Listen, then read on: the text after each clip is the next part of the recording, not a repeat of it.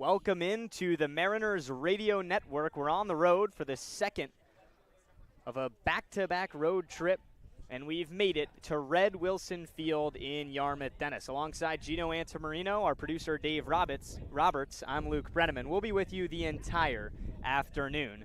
Gino, the Mariners come in playing the best baseball in the Cape. They've won 7 of their last 10, but have lost 2 straight contests. What are you looking forward to seeing them try and bounce back tonight? Well, we talked about it when we got to the field, Luke, and we watched them take BP. This is a team that's refocused, and you know, that 6-game winning streak, everything can be fine and dandy, and sometimes you overlook some maybe red flags for the postseason when you're winning games. But these losses, especially with how close they are to the postseason, it forces this team and Steve Angler to really look in the mirror and make sure all the kinks are ironed out before the postseason comes rolling around. So while the back-to-back losses are not great, they might be what's necessary for the Mariners to get even stronger as we move closer and closer to the end of the regular season. This is a Mariners team. What do I expect today? How do they right the ship? They got to be ready to go from start to finish. And it starts with just going out there and having a good start on the mound, which I know Olin Johnson, he's ready to go. You talk about being strong at the end of the summer. Well, sometimes you rely on guys who are veterans, who were here in the Cape last summer. Olin was a part of that team. He's starting tonight, like you said. But so was Bristol Carter. He's been out of the lineup a little beat up the last couple nights. I had a chance to check in with him pregame. He's back in the starting lineup tonight. Welcome into the Mariners pregame show. We're on the radio tonight in YD at Red Wilson Field. I'm joined by Bristol Carter. Bristol, you've been swinging a hot bat, but been kind of beat up. Back in the lineup tonight. What are you looking forward to showing out there? Just going out there and playing our game. Team's looking out there, just win a ball game and worry about this game and not worrying about the past 2 games that we've had. You know, we haven't been playing our best baseball, but those games are in the past, and we're looking out to go out there tonight and just get the win. You guys are just 1 point away from clinching a position in the postseason, still first overall for record in the Cape. What's kind of the message to take it day to day rather than looking? We got 4 more games left. I think if we win 1, we clinch, but just worrying about this game right here and not the past games. It's coming down to crunch time, but just being able to play our game. We got some new guys coming in, and the chemistry's getting a lot better, but just being able to go out there and game by game and win today, that's all we're focused on. You were part of the championship team last summer. What type of similarities or what does this team need to have that you guys had in 2024 to pull the whole Cape out? Just keep grinding and do what we're doing, and it'll all work out perfectly fine. We got a big game today, and that's what we're focused on. Bristol back in the lineup tonight, feeling healthy. He's starting in center field. Back to Trident Talk for the rest of the pregame show. Always great checking in with our guy Bristol Carter. Gino, he talks to us a lot, always keeps us in the loop with right now his health. Been beat up with a little bit of a hamstring issue, but he's going tonight. You respect the guys that are still here this time of the summer, playing deep into the summer that's really going to par into the school year for most of them. But Bristol, just a true grinder to continue to stick around and have the mentality to get better and get stronger, and now back in the lineup tonight.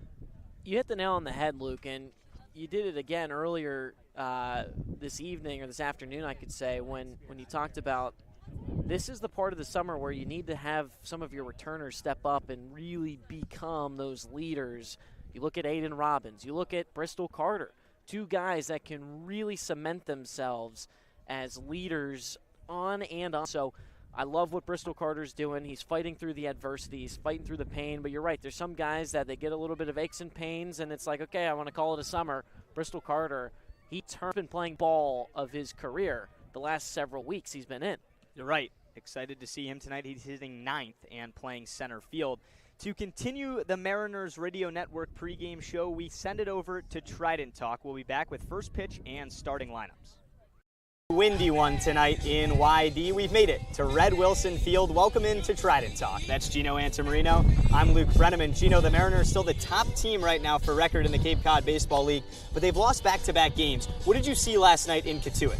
Well, the Kettleers are ready to go, and it's as simple as that. When you score 7 in the first couple of innings, I mean, that's going to put you behind no matter who you're playing against. And the Kettleers, you got to give them a lot of credit. This is a team that's really trying to solidify a spot in the playoffs. The Mariners got to know that from here on out, they've got a bullseye on their back as the #1 team on the Cape still. Teams, regardless of where they are in the standings, they are gunning for the Mariners. They want to take them down, and they want to take them down in a big way. It was in front of the Katuitt crowd.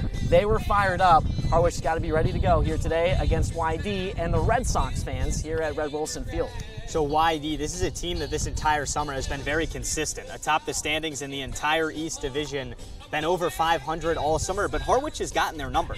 They've won 3 of the first 4, a chance to win 4 of 5 on the season series tonight. What has worked so well, especially here on the road? It's been really good starting pitching, as well as scoring timely runs when they matter the most. And, you know, obviously the most recent opponent or matchup between these two teams was at White House Field. So not here, but it was a low-scoring affair for the Mariners that they pulled out, and you got to give a lot of credit to the starting pitcher in that game for Harwich, Troy Dressler, just a rising sophomore, but Steve Englert's got a ton of trust in him. He's not pitching here today, but getting that starting nod to go out there and do what he did, and that gives all the momentum to his team. The Mariners scored when they needed to, and it was all piggybacked off of good defense and good pitching. The Mariners starter tonight will be Olin Johnson. He's a veteran, was here last summer, knows how important it is to pitch in the final week of the regular season and into the postseason, where Harwich won last summer. Now the question that all Mariner fans are wanting to know, how can this team clinch the playoffs tonight with 4 games left? Mariners just need 1 point. That's it. All you got to do is tie or win. The Mariners, I know a lot of them, and I know Steve Englert, they don't want to just tie. They want to take down Scott Pickler and company for the 4th time this summer. So we'll see if they can do it. I think they've got a good chance. Well, the game's coming up. We'll be on the radio at 4:20. Join us on the Mariners Radio Network. Here. You can improve your bat speed and reach your goals working 10 to 15 minutes a day on this a couple of times a week. That's a no-brainer for every player. Here at the Mass State Lottery, we're known for our monster wins. But there's no bigger win than the $1 billion we provide each year to support all 351 cities and towns in Massachusetts. In our game, we know that supporting local businesses and helping communities is how we all win. Because at the lottery, we're all playing for the home team. The Mass State Lottery. Welcome to the state of winning.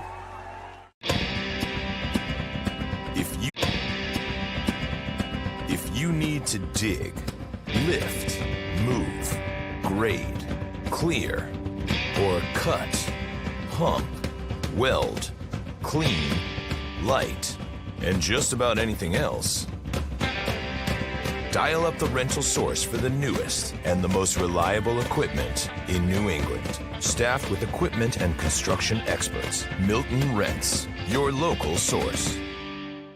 There hasn't been a ton of training when it comes to bat speed or products for players to be able to. 7, 8, and 9, starting with a new guy. Ernie Echeverria had an at-bat last night, his first start of the summer in the Cape, a new catcher for Harwich. No more Trey Wells. Sam Harris batting 8th and playing first, and rounding out the Mariners lineup, our guy, Bristol Carter. He's in center field. The defense tonight for YD, starting on the mound, will be the right-hander Derek Schaefer. Schaefer has very good stuff, a 3.65 ERA so far this summer in the Cape, making his 4th start. The outfield moving left to right will be A.J. Nessler, Braden Dowd in center, and Jace Tarnish in right field. At the hot corner, it'll be the sure-handed Chris Hakopian. At shortstop, Armando Briseño. The infield double play connection with the second baseman Yomar Carreras, and manning the first base bag, Nick Costello. Behind the dish, Jack Arcamone. So the battery between Arcamone and Schaefer, something to look out for. Gino, the Arizona State Sun Devil, has his hands full tonight with the Mariner lineup. But right now, Harwich not swinging very hot bats. Right.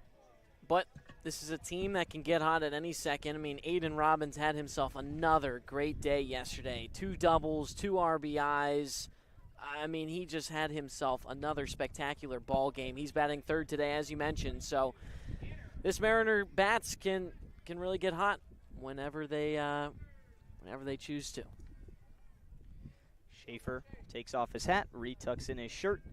He looks to be ready to go. The leadoff man, Tanner Marsh, takes a few practice swings, now digs in to the right side. A righty-righty matchup to kick things off. A windy night if you can't hear it at home. First pitch. A strike at the lower portion of the zone. Marsh did not offer, nothing in 1. First pitch clocks in at 4:32. It's 76 degrees, but a sharp wind blowing in from center field. The 0-1. A high line drive, drifting towards right. Tarnish is on it, and right there for out number 1. So Tanner Marsh lines out to the right fielder Jace Tarnish, and we're off and running at Red Wilson Field. Gino, this is a place where the Mariners have found a lot of success so far this summer. And this Red Sox team, they're one of the top teams in the Cape. They're battling with Harwich for the 1 seed right now in the East Division. But Harwich has won 3 of the first 4 matchups. It always means a little bit more when you got Scott Pickler in his 27th season and Steve Englert in his 21st. Brini, first pitch swinging, a liner right up the middle, a base hit. Brini wastes no time. Tarnish gathers, tosses it into the cutoff man, and Harwich has a 1-out base runner on a Nico Brini single to right center field. That's what it takes. I mean, the Mariner bats are ready to go in this one. I mean, Marsh didn't take very long before he drilled that one out into right. I mean, yesterday, 4 times at the plate that the ball didn't leave the infield. So I like Marsh being a little bit more aggressive, showing a little bit more strength on that hit just a few moments ago, and Nico Brini getting on. Schaefer looks into Aiden Robbins. A tough bat to face right now. Before a throw over to first, Brini back with a dive. Nico can run. Second on the team in stolen bases, approaching double digits for the speedster out of Wofford. Nico's playing right field tonight. Robbins had 3 hits yesterday. First pitch, swing and a miss way late on the off-speed low, 0-1. Robbins has his average on the summer up to 309, 6 home runs, 13 runs batted in. You could add a 7th home run. If you go back, the last time he was at this ballpark, the All-Star game, he hit a home run. Another throw over to check on Brini, back safely. Dive into Schaefer's numbers, pretty good. 6'2", 210 for height and weight. But so far this summer, he's gone 24 2/3, a 3.65 ERA, struck out 21, walked just 13. Here's the 0-1, runner goes, pitch up and in, and the catcher Archimone lost it. On the transition from glove to hand, Brini takes second with no throw, and the Mariners have a runner in scoring position in the top of the first. Gino, how do you think that the wind is going to play a factor in today's game? You can hear it screaming into our microphone, and typically it's blowing out whenever we've been at this ballpark, and it is blowing in. The 1-1 to Robbins, a fastball right on the outside corner. He's now in a 1-ball, 2-strike count. Yeah, so with the wind blowing in, obviously, it's going to take a lot more strength to put these balls out. But Robbins said during BP, it doesn't matter. Here's the 2-strike pitch. Swinging a jam shot, drifting down the right field line. A tough play for Costello at first, and it falls for a foul ball. Yeah, Robbins broke his bat. That's why he's coming over to the Mariner dugout.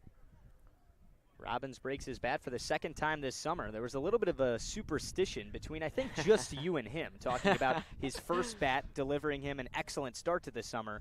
But I would say that second bat, the one that just got snapped, did just as good, if not better.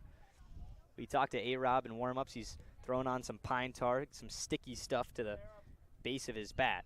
Now he's walking back into the batter's box, a 1-2 count, and he said, well, I said to him, you must love playing here. I mean, you dominated this place. And he said, well, the wind's blowing in today, but that does not matter for me. I said, sure. And now we sit back and watch. A 1-ball, 2-strike count. Brini in scoring position after the stolen base at second. 1 out in the top of the first. Schaefer looks to second, now steps off and fires that way. Not even close, just trying to reset the pitch clock. And now he digs back in. You can tell just the mental battle that it takes to throw a pitch to Aiden Robbins. Nobody wants to do it right now. He's set from the stretch. A deep breath. The pause and the pitch. The 1-2. Swing and a miss, strike 3. Went to the slider low and away and struck out Aiden Robbins. 2 outs in the top of the first. Nice pitch that time to Robbins. I mean, this is a guy that's 6'2", 185 pounds. So when you have a pitch that's down and away, I mean, it takes Robbins. He's got to lean forward a little bit, bring the hands lower. And it was just a nice pitch from Schaefer. The cleanup man, D. Kennedy. First pitch. Downstairs, 1-0. Schaefer at Arizona State, 22 appearances, 3 starts in 2025. Pitched just over 32 innings, 32 1/3. Struck out 35 and walked just 15. The 1-0 is too tall. 2 balls and no strikes to the Mariner cleanup bat, in the top of the first. Patrick Foltz on deck. He continues to climb up the order as he becomes an everyday player. Just got in earlier this week. Brini a solid lead at second, the 2-0. Inside, 3 straight pitches out of the zone. Kennedy ahead, 3-0. This is somebody, Luke, that on our drive over here, you said you're expecting a big game out of Kennedy, and he's due for one. 3-0. Ball 4, a 4-pitch walk to Kennedy. That puts runners on first and second with 2 outs and brings up Patrick Foltz with an RBI opportunity in the top of the first. You'll take that. So Kennedy will take his spot on first, and Pat Foltz, he's been looking pretty good for the Mariners right now. I mean, just his 3rd game, but he looks confident, Luke. When he steps in the box, it's not like he's back or he's scared. He's ready to hit. An opportunity here. First pitch, a check swing. Pitch was low in the dirt. Appeal to second. He did not go around. Take a peek at the umpires tonight. Calling balls and strikes behind the dish will be Tim Carey at first, Al Libardoni, and the man appealed to just seconds ago at third, Kevin Saxton. 1-0 count to Foltz. The pitch. Same spot. He did not offer at this one. 2 balls and no strikes. That was the changeup low. You dive into the pick smitch for the starter, Derek Schaefer. Fastball, changeup, slider. Just 3 pitches, the same as the Mariner starter tonight, Olin Johnson. 2-0, ground ball left side, that's through into left. The windmill is on, the throw home. Brini's digging, 1 hops to the plate. Not in time! As bang, bang as they come, and Brini beats it out. Dove in head first, avoided the catcher Arcamone, and an RBI knock in the new guy in town, Patrick Foltz, his first of the summer.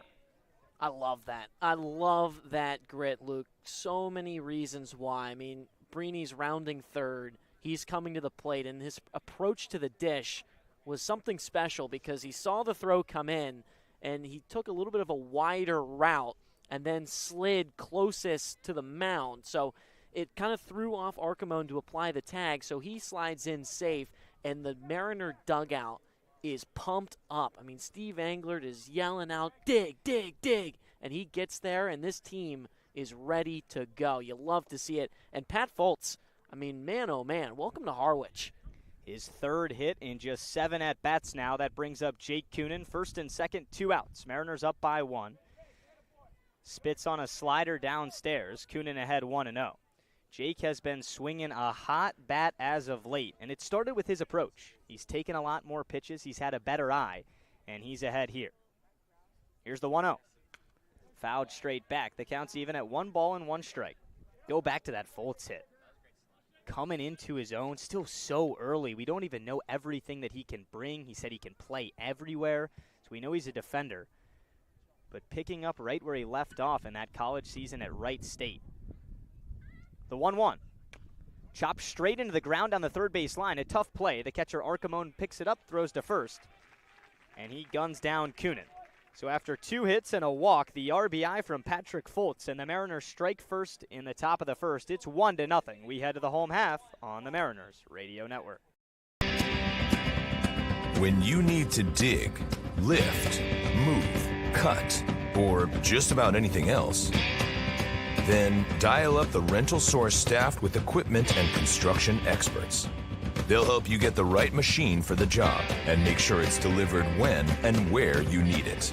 With locations across New England and the newest and most reliable inventory, Milton Rents is your local source. You can make any bat feel lighter by adding a velo puck knob. Instead of having to go get a whole entirely new bat, you can simply add the puck to it.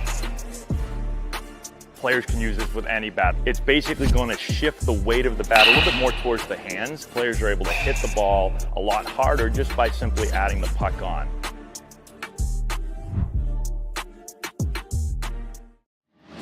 Cape Cod 5 is proud to be the official banking partner of the Cape Cod Baseball League. Cape Cod 5 offers a broad range of financial products and services tailored for every. Harwich strikes first on the road at Red Wilson Field in YD. They lead 1-0. Time for the bottom of the first. It's longtime manager on veteran manager tonight. For the YD Red Sox, their skipper Scott Pickler in his 27th summer on the Cape turns to this lineup tonight. The Red Sox leading off and playing center field, Braden Dowd. Batting second and playing third, Chris Hakopian. And batting third and catching, Jack Archimone. 4, 5, and 6 sounds like this. Armando Briseño, the shortstop, Will Baker, the DH, and Jace Tarnish in right field. 7, 8, and 9 goes A.J. Nessler in left, Yomar Carreras at second base, and Nick Costello at first. They'll have a date with the Mariners starter Olin Johnson tonight. He's been rock solid. So far in the Cape, 6 appearances. This is his third start. 15 and a third innings pitched, 10 strikeouts, 8 walks. But more importantly, a 3.52 earn run average. So the strikeouts haven't been there, Gino. The walks have been a little bit high. But he's been pitching to contact, trusting his defense behind him. And it has fared OJ extremely well. Yeah, his last time starting on the mound was against Orleans back on July 25th. Went 4 innings, gave up just 4 hits, an earned run, a walk, and 3 strikeouts. So solid stuff from him. He looks to continue that here today. The lefty Braden Dowd digs in. First pitch. Fastball just off the outside corner away, 1-0. Johnson stands at a towering 6'6", 230 pounds, plays his college ball at North Carolina. The 1-0. Downstairs in the dirt, 2 balls and no strikes. You look back to that start against Orleans just 6 nights ago. That was when the Mariners won 2-1 in an electric finish on the road at Eldridge Park. But Johnson in his 4th inning of work, which was his last inning, the 2-0, up high, 3 balls and no strikes. He stranded the bases loaded. And you were fired up about it because he didn't have his best stuff. We always talk about for starters, you got about 5 games this summer where you have your best, 5 where you might not have anything at all, but the middle 5 is what can you do when you might not have your best but you don't have your worst. The 3-0's a fastball down the middle, 3-1, and Johnson got out of a massive jam. You look back, you win that game 2-1, a big reason. And it wasn't just he left the bases stranded. He struck out the batter to end the frame. The 3-1 is a high fly towards right field. Brini charging in, lays out on a dive, and keeps it in front, but it hopped once before hitting his glove. A leadoff single for Braden Dowd, and YD has their first base runner aboard in the bottom of the first, down by 1. I like Brini down that right field line. He's usually the guy playing center, but Bristol Carter back in the lineup, so Brini slides over, but a lot of pull hitters in this YD lineup. And if they can get down that right field line, I mean, Brini's got the speed to lay out and make those types of spectacular grabs. First pitch to Hakopian. Fastball outside, 1-0. For Johnson, the pitch mix tonight. Fastball, slider, changeup. The fastball is right around 91, the slider at 84, and the change right there with it, around 82. Throw over to first, not in time. Dowd back safely. So the order for the Red Sox just alternates between lefties and righties. The only switch is Carreras, who's batting 8th. 1-0.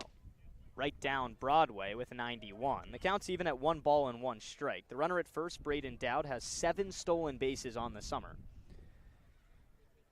Ernie Echeverria, the Mariner catcher tonight, making his first start behind the plate in just his 2nd game on the Cape. Harwich picked him up after losing Trey Wells just days ago. The 1-1. Down in the dirt, Echeverria keeps it in front. A nice block, 2-1. Time to look at the Harwich defense tonight. In left field, Aiden Robbins. In center, Bristol Carter. And playing right, Nico Brini. At the hot corner, it's the everyday third baseman D. Kennedy. At short, his left-hand man, if you will, Tanner Marsh. Jake Coonan at second base. And the throw over to first goes to Sam Harris. No play over there. Behind the plate, it'll be Ernie Echeverria. He's teaming up with Johnson for the first time this summer. Olin in a 2-1 count to Hakopian. Runner at first, nobody out. In the bottom of the first, Harwich up 1-0. 2-1. Breaking ball drips in there for a strike on the lower inside corner. Hakopian stared at it the whole way. The count's 2-2. Both teams coming off a loss.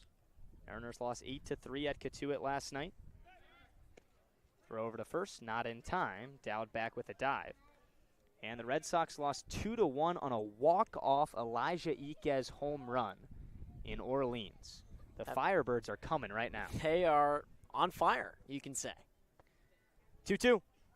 Swinging a hard hit grounder right up the middle. It's into center for a base hit. Dowd turns. He's headed for third. The throw comes into third. A tight play, but Kennedy can't pick it clean. Kennedy tried to tag before he retrieved the ball. He kept it in front. But Dowd is into third safely. Back-to-back singles for the Red Sox have runners on the corners in the bottom of the first, and here comes Jack Arcamone. Couldn't have asked for a much better throw from Carter that time. I mean, he put it right on target, beat out the runner Dowd, but like you said, I mean, it was going to be a tough play for Kennedy to make. One of those things that you don't blame him for not grasping the ball and making the tag, but one of those plays that you know D. Kennedy would like to have back because he's got the skill to do it. Here's Arcamone. First pitch. Up and away, 1-0. Kopian at first, Dowd at third, nobody out. The Red Sox trying to respond and some to the Mariners' opening tally in the top of the first inning. OJ comes home with the 1-0. That's well inside with the fastball. 2 balls and no strikes. Arcamone, the University of Georgia catcher, so far in the summer, 273 for average, 2 home runs, 9 RBIs. A sac fly or ground ball to the right side of the infield could get him in double digits in that category. The 2-0. Off the plate away, 3 balls and no strikes. You know, the funny thing was about the last time both these teams met, there was only 4 ground outs in that game, which is pretty funny. Both hits tonight have started on the ground. The 3-0 popped straight up. This one's drifting into foul territory by the wide E dugout and escapes the field of play. So Johnson on the foul ball gets on the board in a 3-ball, 1-strike count to Arcamone. So that means, you know, a lot of these, you know, you can start speculating a little bit with the ground outs, them not being a lot of them last time out, that both these teams are looking to put this ball deep.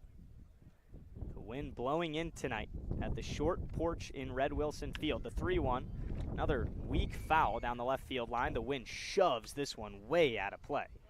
The count runs full. So after Johnson was behind on Arcamone, 3 balls and no strikes, it's now 3 balls and 2 strikes. Runners at the corners, nobody out.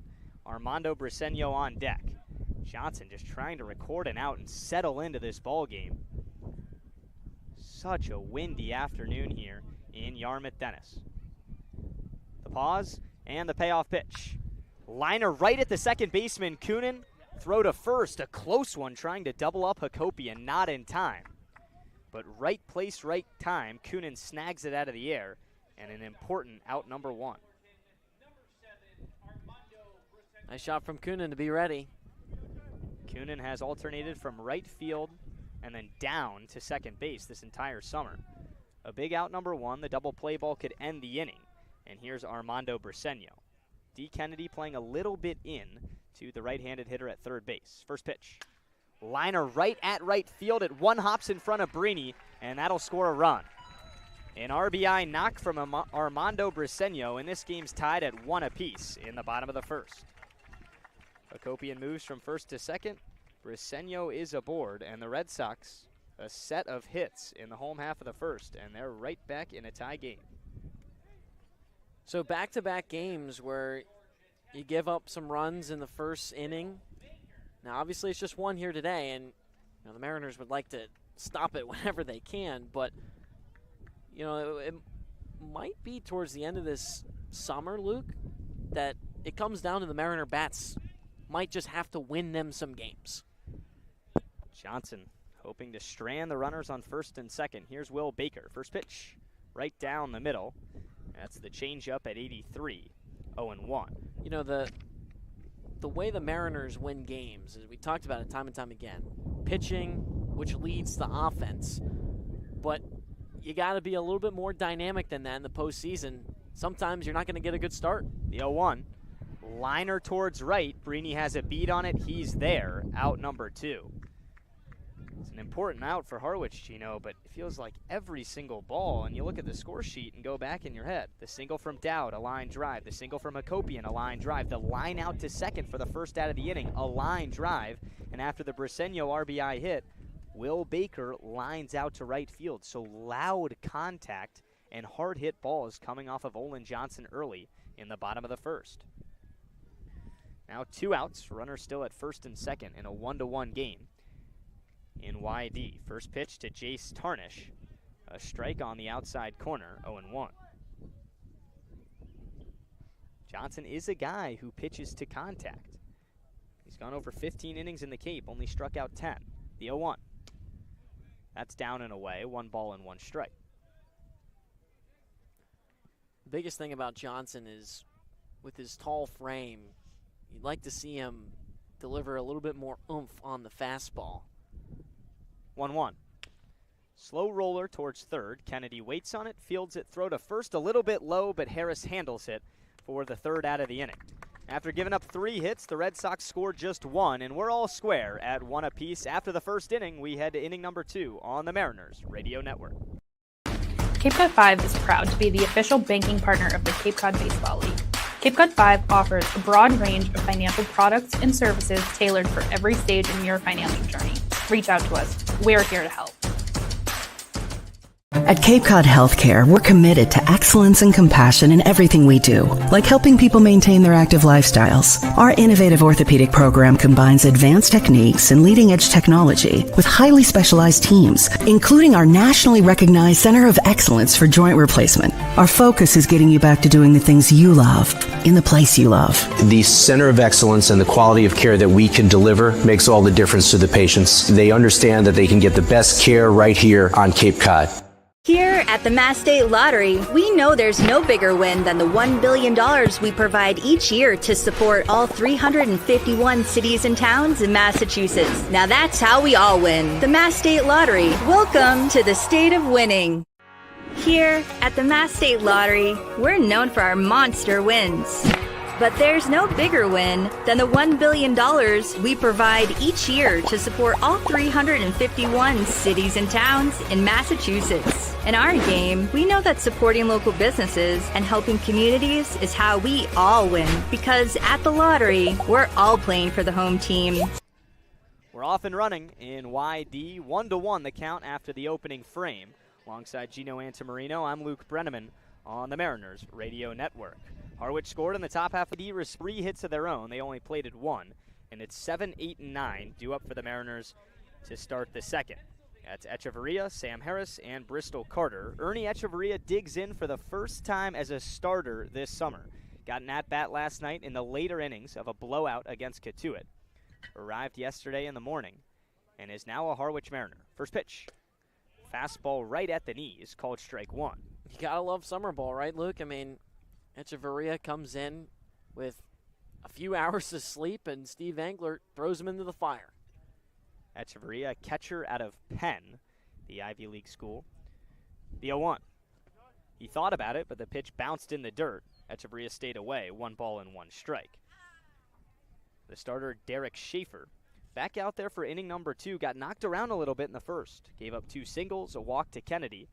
The Mariners scored, and YD has responded. This matchup between these two teams in the East never disappoints.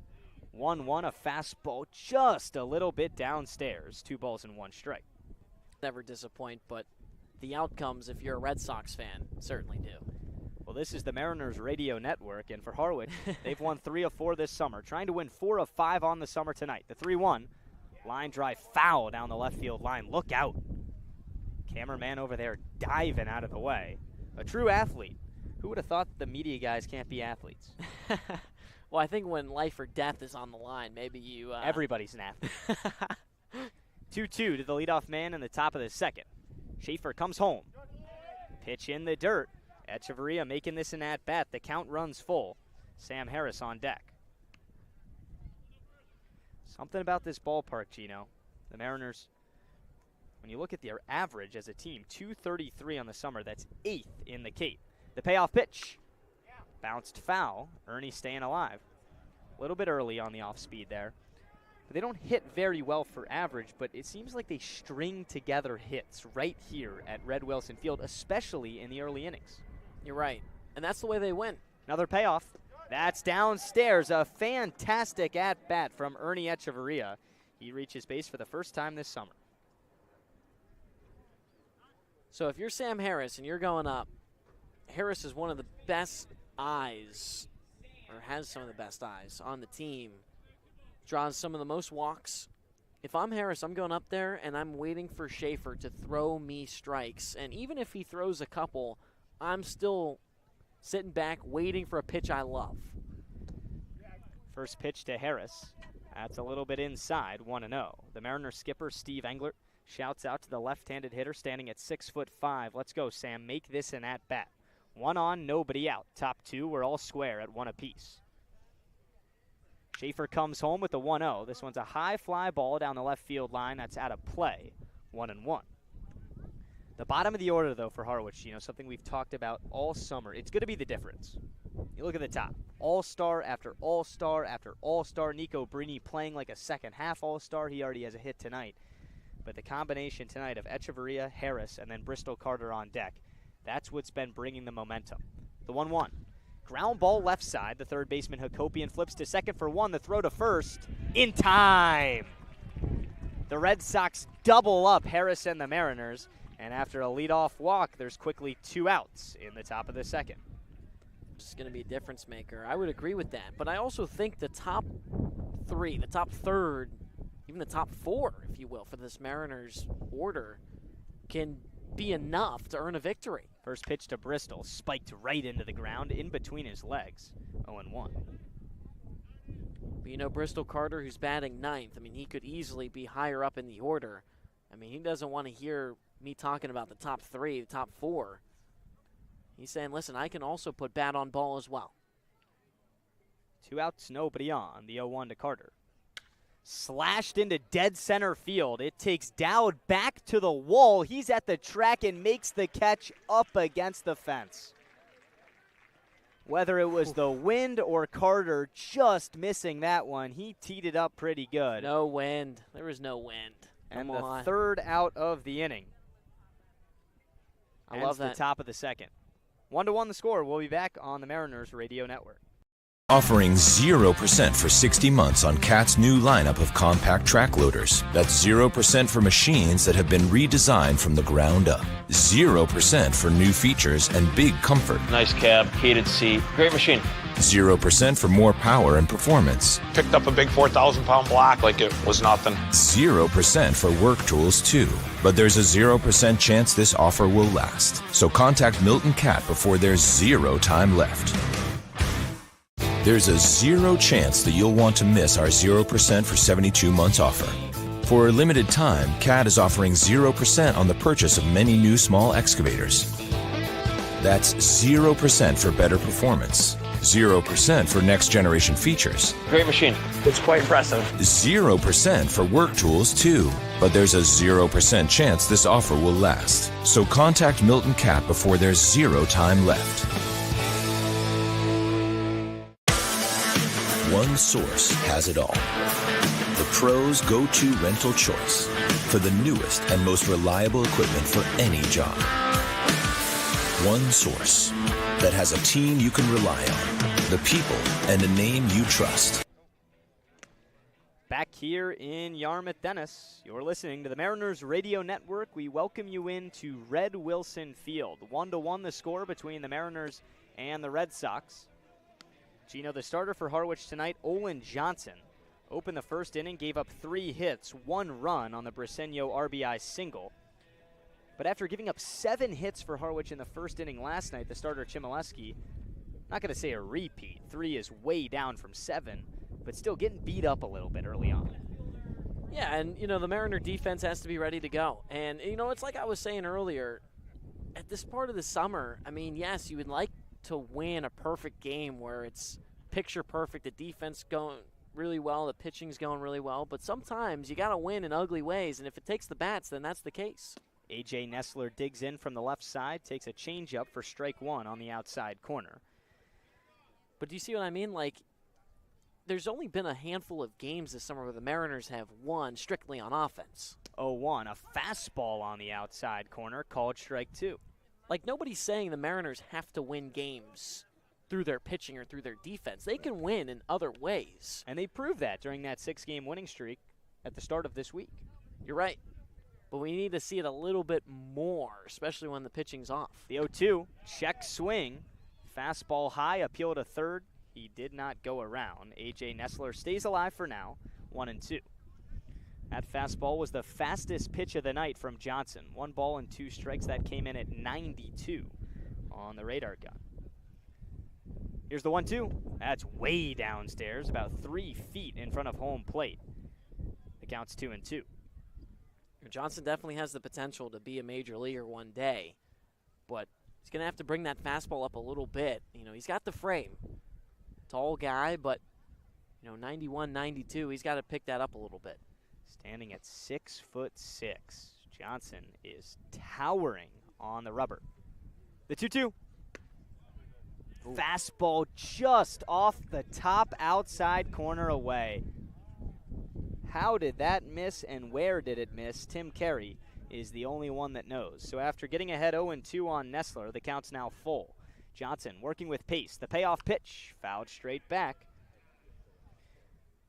That has been the issue that we have pinpointed this entire summer with Johnson. When he gets so ahead, even 0-2, and a dominant start to the at-bat, he just hasn't been able to put guys away. There's been a few starters for the Mariners like that. 3-2, ball 4 low with the fastball. Johnson smiles, licks his lips, now looks at the Mariners dugout and is visibly frustrated. Nessler, a nice at-bat. And that's the first walk of the game for Johnson, a leadoff base runner in the bottom of the second. It's never good to give up a leadoff walk, Luke. I mean, how many times have we said that? I know Johnson obviously wasn't trying for that, but you got to cut those out.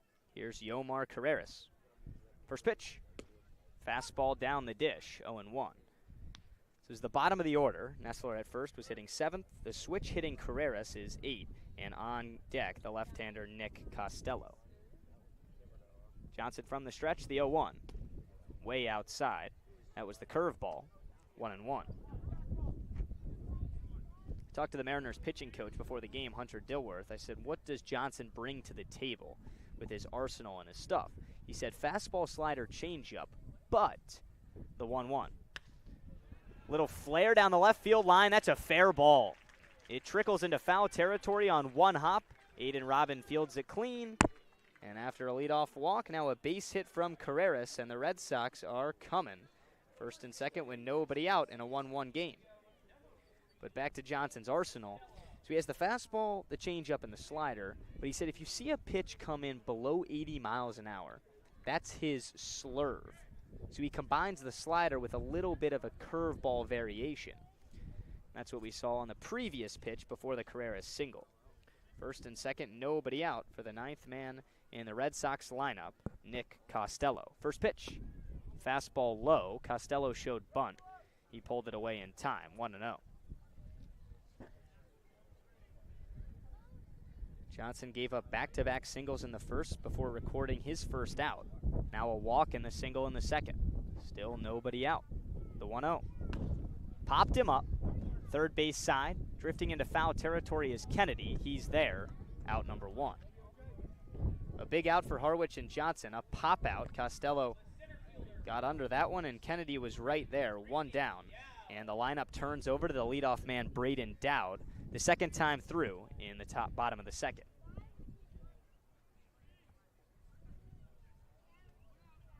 Dowd singled and scored in this first plate appearance.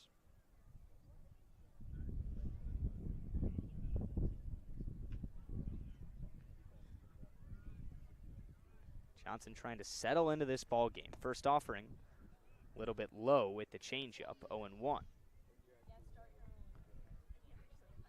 Scott Pickler, the Red Sox skipper tonight, alternated lefty, righty, lefty, righty, lefty, righty, lefty, switch, lefty for the handness of his bats tonight. The 1-0. Fastball on the inside edge, 1-1.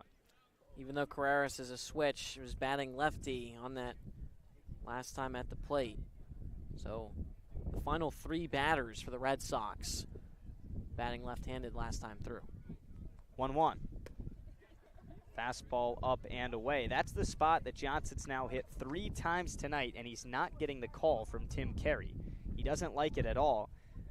The tall right-hander looks in and continues to kind of lick his lips and stare down Carey. First and second, 1 out, a 1-1 game in the bottom of the second. 2-1, fouled straight back, and the count's even at 2 balls and 2 strikes. This is a big at-bat here. Mariners had some momentum with a leadoff walk in the top of the second after scoring in the opening frame. YD obviously tied things up, but still 4 hits, first and second with 1 out, trying to take the lead. Here's the 2-strike pitch. Swinging a pop-up to left. Coming in is Robbins. He's called off by the shortstop Marsh. He catches it, now looks the runner back to second in Nessler. Back-to-back pop-ups down the left field line, and Johnson's right back in this inning. You know, Johnson had Dowd on the ropes, 2-strike count. Johnson's still looking for his first strikeout, but, I mean, that's just as good as one. Pop up Dowd and record the easy out. So there's 2 away. Johnson can get out of this frame with 2 on. First and second, 2 outs, all square at 1 apiece. It was back-to-back base runners for YD. Johnson trying to record 3 straight outs. First pitch to Hakopian, down and outside, 1-0.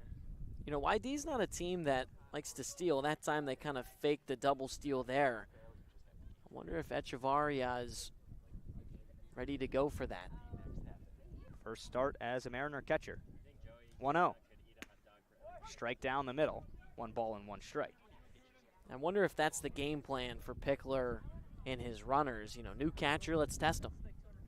Harwich back in their baby blue uniforms, but you're right. Why not test? And do it early. Dowd at second.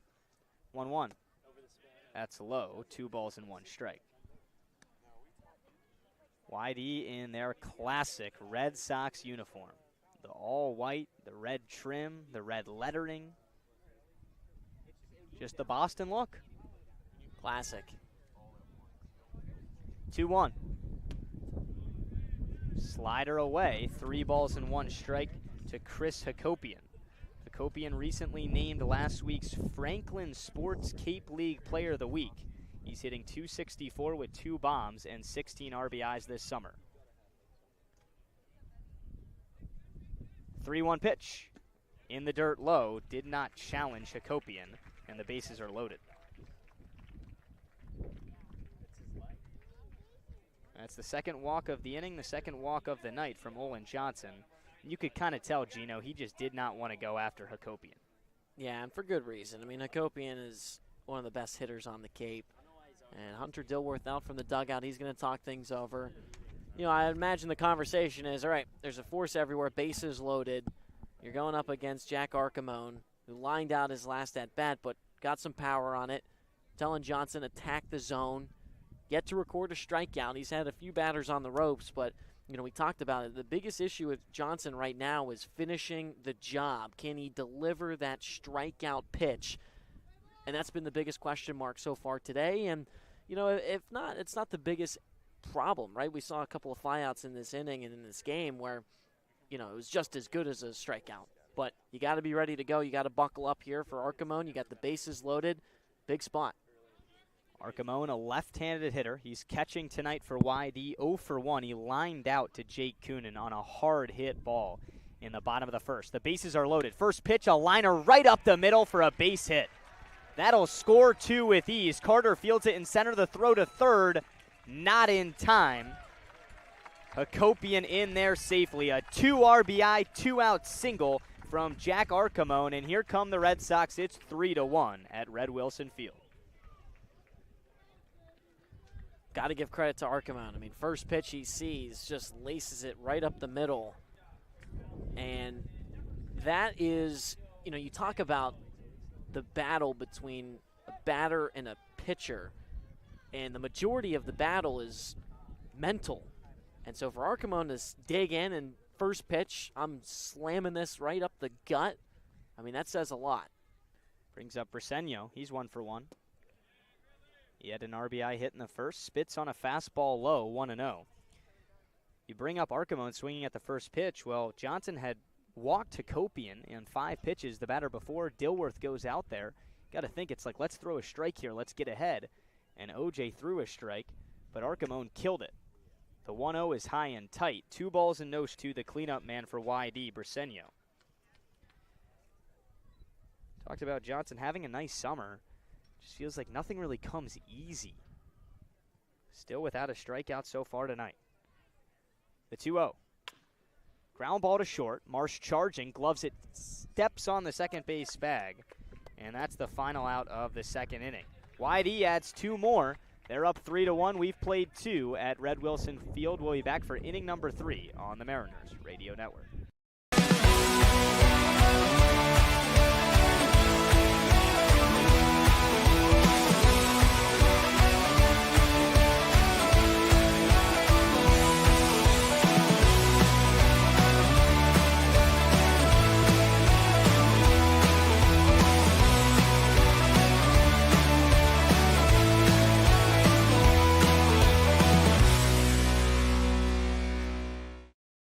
If you can dream it, if you can cruise in it, if you can summer in it, fish from it, or take it for a day at the beach, we can protect it.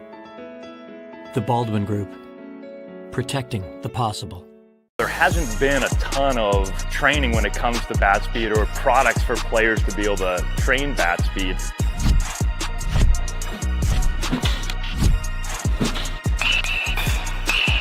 You can improve your bat speed and reach your goals working 10 to 15 minutes a day on this a couple of times a week. That's a no-brainer for every player.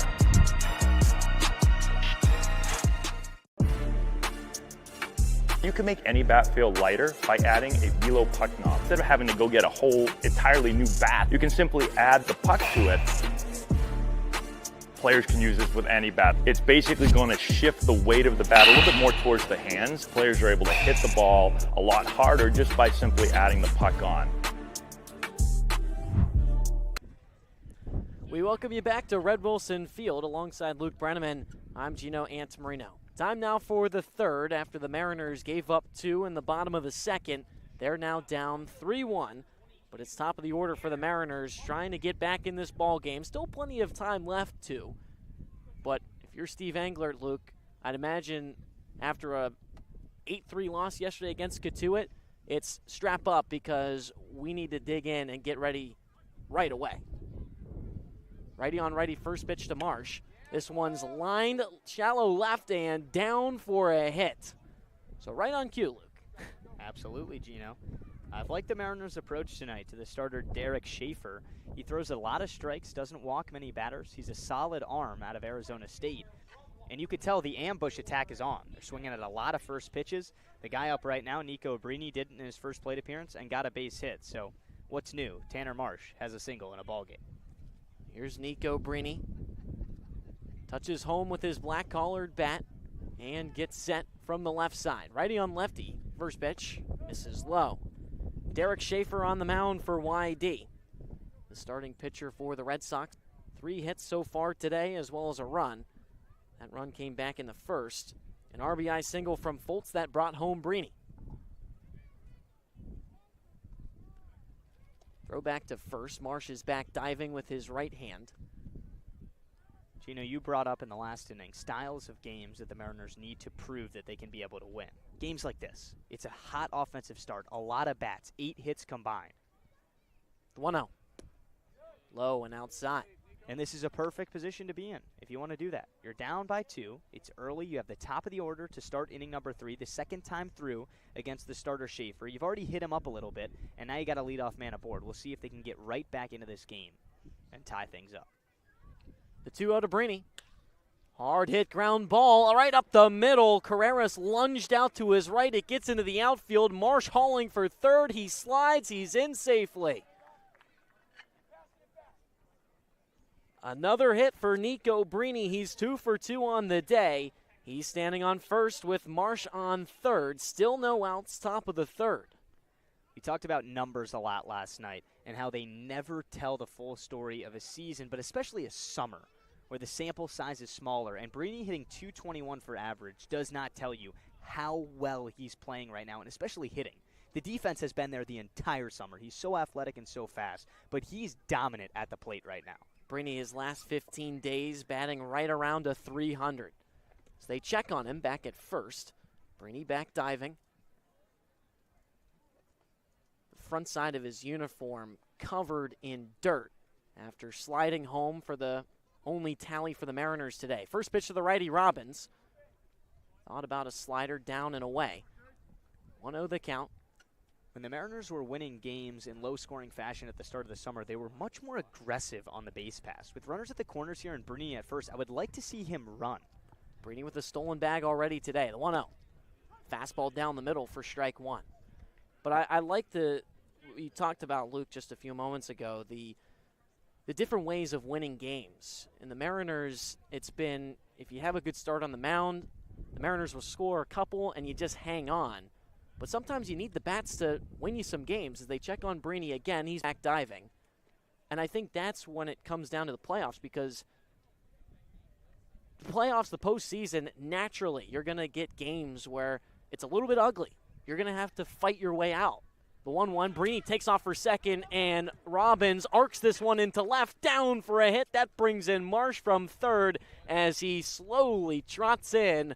The Mariners are down by just one now, thanks to an RBI single from Robbins. First and second are covered by Mariners. Still no outs. Mariners down 3-2 in the top of the third. That's what I'm talking about, Gino. This is the Harwich lineup that we saw over the course of this 6-game winning streak that ended earlier this week before the back-to-back losses. YD threw a punch in the bottom of the first to tie it. They threw an uppercut in the bottom of the second to take a lead. And here come the Mariners with hopefully not necessarily a knockout punch, but a heavy hit back to start the third. 3 consecutive hits, all have been on a hard hit line drive. And out comes the pitching coach, Michael Stanford. Michael Stanford comes out to the mound right on cue to talk things over with Schaefer. First mound visit for Schaefer today. There is some movement in the YD bullpen. Nobody throwing yet, but a couple of guys standing up. Looks like they're loosening up. As Stanford retreats back to the dugout, the infield back to their respective positions. Runners on first and second with Robbins on first after an RBI single that cut the deficit to just one. Bruni on second. D. Kennedy, the team's RBI leader, gets set from the right side. Schaefer stares him down. Glove at his waist, he kicks and fires. A high chopper down the third base line. Hakopian tags third, throws across the diamond, double play. That's why Hakopian is one of the top players on the Cape, not just for his offense, but his defensive capabilities as well. Just a smart player. Kennedy got a hanger of a breaking ball there and was just on top of it. A little bit early as well, that's why he pulled it. And you got to give credit to Hakopian. It was a double play regardless if he went to second or tapping on third first, but more importantly, he gets the lead runner out at third and then easily fires to first to get Kennedy. So Robbins on second, 2 outs, top of the third. Here's Pat Fultz from the left side. First pitch, fastball, high and away for strike one. Right on that outside corner. Can tell that double play really sucked a lot of the Mariners' momentum. How can you get it back? Will Fultz be 2 for 2 with an RBI? The 0-1. Misses low. Fultz so far today, an RBI single. Brought home Bruni back in the first. In his third game in a Mariner uniform. Went 1 for 4 yesterday with a run. Here's the 1-1. This is down and away. But Pat Fultz, you know, when you think of the Cape, you think of the guys from Arkansas. You think of Coastal Carolina. But Wright State and some of these other schools getting some representation as the 2-1 high and away. I mean, look at the pitcher.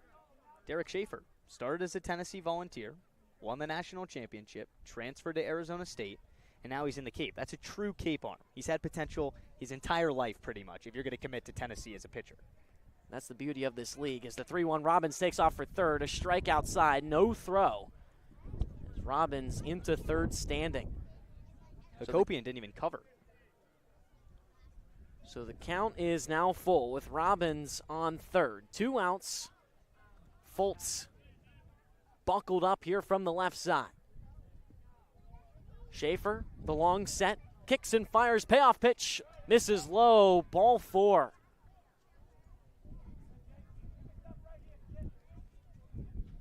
Pat Fultz, got to get it up for him because he is someone that day one, Luke, you talked to him before he played a game, and he is just oozing with confidence. He's a ball player. He can do it all. He's not scared. He doesn't come to the Cape as a one-dimensional, I know my abilities, I'm going to play pro ball, I do things my way. He's here to help Harwich win, and that's exactly what he's done so far. Here's Jake Coonan from the right side. First pitch, a swing and a miss on a high fastball. Keep an ear out for Fultz. We'll let you know if he takes off, but he's capable of stealing bags. Had 12 this past year at Wright State. He's already got himself a couple this summer. Here's the 0-1 to Coonan.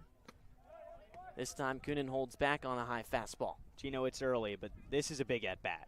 The Mariners started this inning with 3 consecutive hits. They're trying to tie things up. If Coonan can break through here against YD, if not their best arm in Schaefer, it kind of shows what the Mariners are all about tonight. Runners on the corners. Here's the 1-1 to Coonan. Off speed, misses high and tight. 2 balls, 1 strike with 2 outs to Coonan. You got Fultz on first, Robbins on third. Mariners down by 1. It's 3-2 Red Sox here at Red Wilson Field. Coonan loads up that back right foot. Gets set for the 2-1. And here comes the pitch. Popped up high into the air down the right field line. Jace Harnish into foul territory, and the ball drops on the other side of the fence. So we'll do it again as a couple of fans running over to go grab it. Wind was on the Mariners' side on that one. That looked like a routine fly ball to right, and the wind just launched it all the way into foul ground. Wind blowing in from left field. So you're right. Push that ball towards the right and out of play. So 2-2 the count to Coonan. Here's the pitch. Fultz takes off for second. Swing and a miss. Strike 3. Fastball right on the inside. And Coonan for the second time today goes down. That left 2 stranded for the Mariners with Robbins on third. But Harwich cut the deficit to just 1 thanks to an RBI single from guess who? Aiden Robbins, the top bat here on the Cape. Brought home Tanner Marsh. And so Harwich getting into a little bit of a slugfest here at Red Wilson Field. 3 hits in that frame. And the Mariners look to get a little bit of help on the defensive side when we come back. They're down 3-2. We'll be back on the Mariners Radio Network.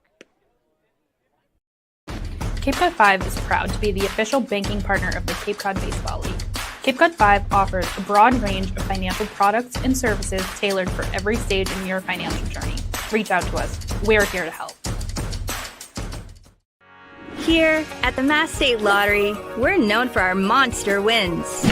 But there's no bigger win than the $1 billion we provide each year to support all 351 cities and towns in Massachusetts. In our game, we know that supporting local businesses and helping communities is how we all win. Because at the lottery, we're all playing for the home team. The Mass State Lottery. Welcome to the state of winning. Get ready for big results with our small machines. With more power, performance, comfort, and savings, they are ready for every job. And we're ready with plenty of inventory, the best support business, same-day parts availability, and locations across the Northeast. Already turning into a slugfest here at Red Wilson Field. We're through 2.5. Time now for the home half of the third. Alongside Luke Brenneman, I'm Gino Antmarino. The Mariners down by 1. It's 3-2 Red Sox. 5-6-7 due up for YD. It's Will Baker, the DH, who touches home and gets set from the left side. First pitch. Called a strike with the breaking ball from Olin Johnson in his 3rd inning of work. He's given up 5 hits today as well as 3 runs. He's working quickly. Here's the 0-1. Fastball just misses outside. Harwich doesn't want to play this style of game. Score, score again, who will score last type of thing. Johnson is looking for a scoreless frame here. 1-1. There's the changeup right on the lower part of the zone. And you say, well, duh, doesn't every pitcher want a scoreless frame? But I think it could kind of just set the tone of the way that the middle innings of this game will go. You're right. Here's the 1-2. Popped up in foul territory down the left field line. D. Kennedy charging in from third. Aiden Robbins calls him off from left. The ball drops. Robbins took an awkward tumble as he laid out for the ball. His left arm went cross body. He went chest to the grass. Certainly a dangerous play there. You got to respect Aiden Robbins for as good as he's been for the Mariners. Still willing to risk the body and make a play like that. But it just dropped foul. So we'll do it again with a 1-2 count to Baker. Jace Tarnish on deck. A.J. Nestler in the hole for YD. 1-2 the count with no outs. Johnson kicks and fires. Skips in the dirt. 2 balls and 2 strikes. Johnson still in search of his first strikeout here tonight. He's had a few pop-ups that were as good as strikeouts. Here's the 2-2.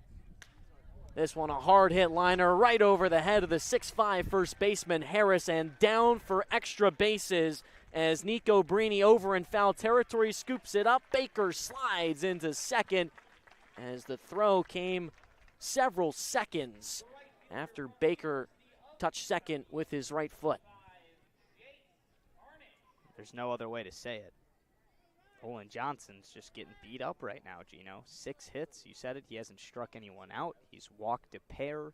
He's not doing many things well right now. And you talk about the pop-ups. Sure, they work as a strikeout, but those are the only outs that haven't been lasers right at people. So if I'm Steve Englert and I know the need that the Mariners want to win this game. First pitch to Tarnish, a bunt down the first base line. It just rolls foul. Mariners dugout yelling out to the home plate umpire. His hard helmet looks out into the outfield and starts yelling out some signals. 1-1 the count, no outs, bottom of the third. Mariners down by 2. Tarnish on third. Here's the 1-1. As Carreras shows bunt, it goes high into the air. Kennedy charges in from third, throws him out at first, but YD plates another run. It's good baseball right there. An awkward bunt as that one, instead of going straight down, almost kind of rainbowed, you can say. It wasn't very high, went maybe just a few inches above the head of Carreras, and then down. D. Kennedy came all the way in from third. He picked it up, thought about going home. It was too late, had to go to first instead. So the Mariners down by 3 with 2 outs, bottom of the third. Here's Nick Costello batting ninth, first pitch. This is inside and low. No runners on for YD. But when they've gotten on, Luke, they've brought him in. Here's the 1-0. Fastball misses low. Yep, they've done a nice job. You look at the scoreboard, tells you the story so far. Both teams hitting the ball hard, but YD 7 hits. The 2-0. Ground ball first base side. Sam Harris is ready for it as he hugs the line, scoops it up, and touches first. And that ends the third. Mariners down by 3 here at Red Wilson Field. The score 5-2 as the Red Sox continue to churn offense. A leadoff double followed by a single. And then a pair of RBIs from Nestler and Carreras has this game at the score it's at right now, 5-2. We'll take a break here on the Mariners Radio Network. Here at the Mass State Lottery, we're known for our monster wins. But there's no bigger win than the $1 billion we provide each year to support all 351 cities and towns in Massachusetts. In our game, we know that supporting local businesses and helping communities is how we all win. Because at the lottery, we're all playing for the home team. The Mass State Lottery. Welcome to the state of winning.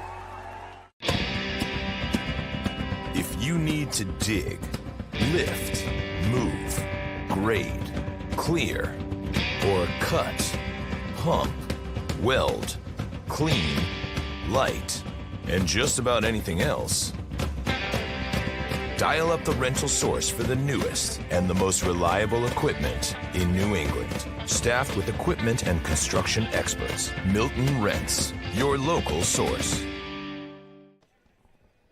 After the Mariners drop both of its last 2 games, Harwich trying to right the ship, but as we expected with Mariners being the top team on the Cape, teams are gunning for them.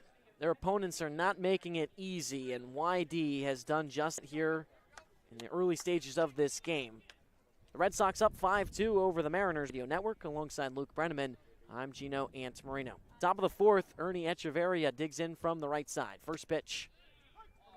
Curveball hits the bottom edge for strike one.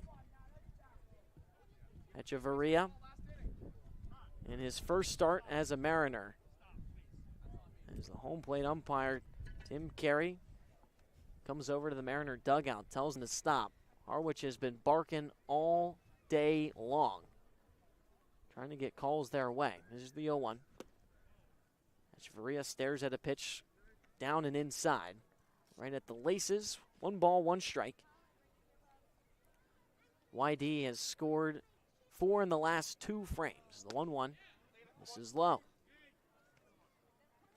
So the Red Sox coming out ready to go. The Mariners have won 3 out of 4 meetings between YD this summer. The 2-1.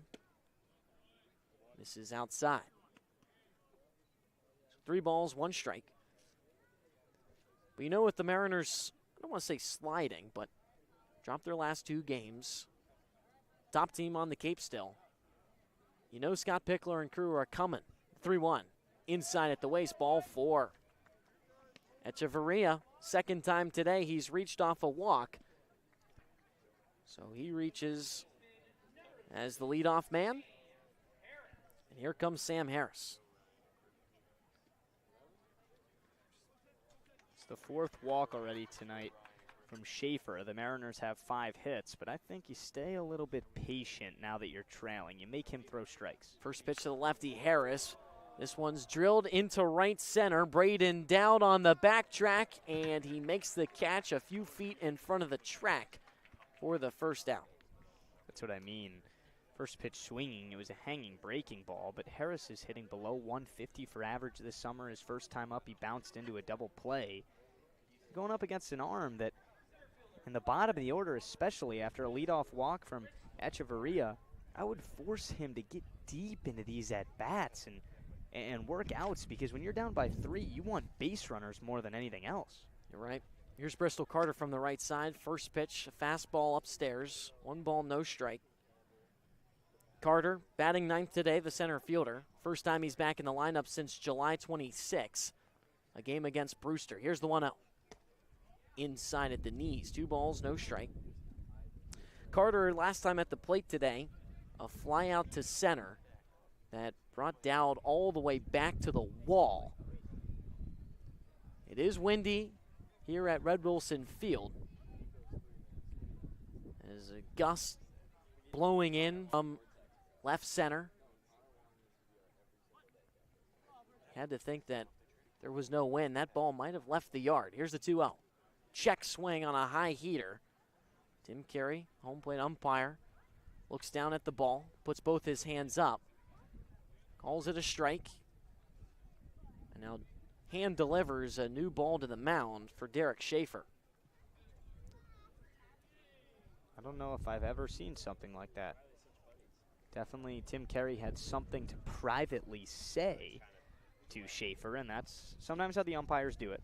Normally you see that if a catcher gets hit in the leg or something, needs a second, they'll go out and hand deliver the ball to kill some time. But he specifically walked that and handed it to Schaefer and continued to walk actually onto the mound with him.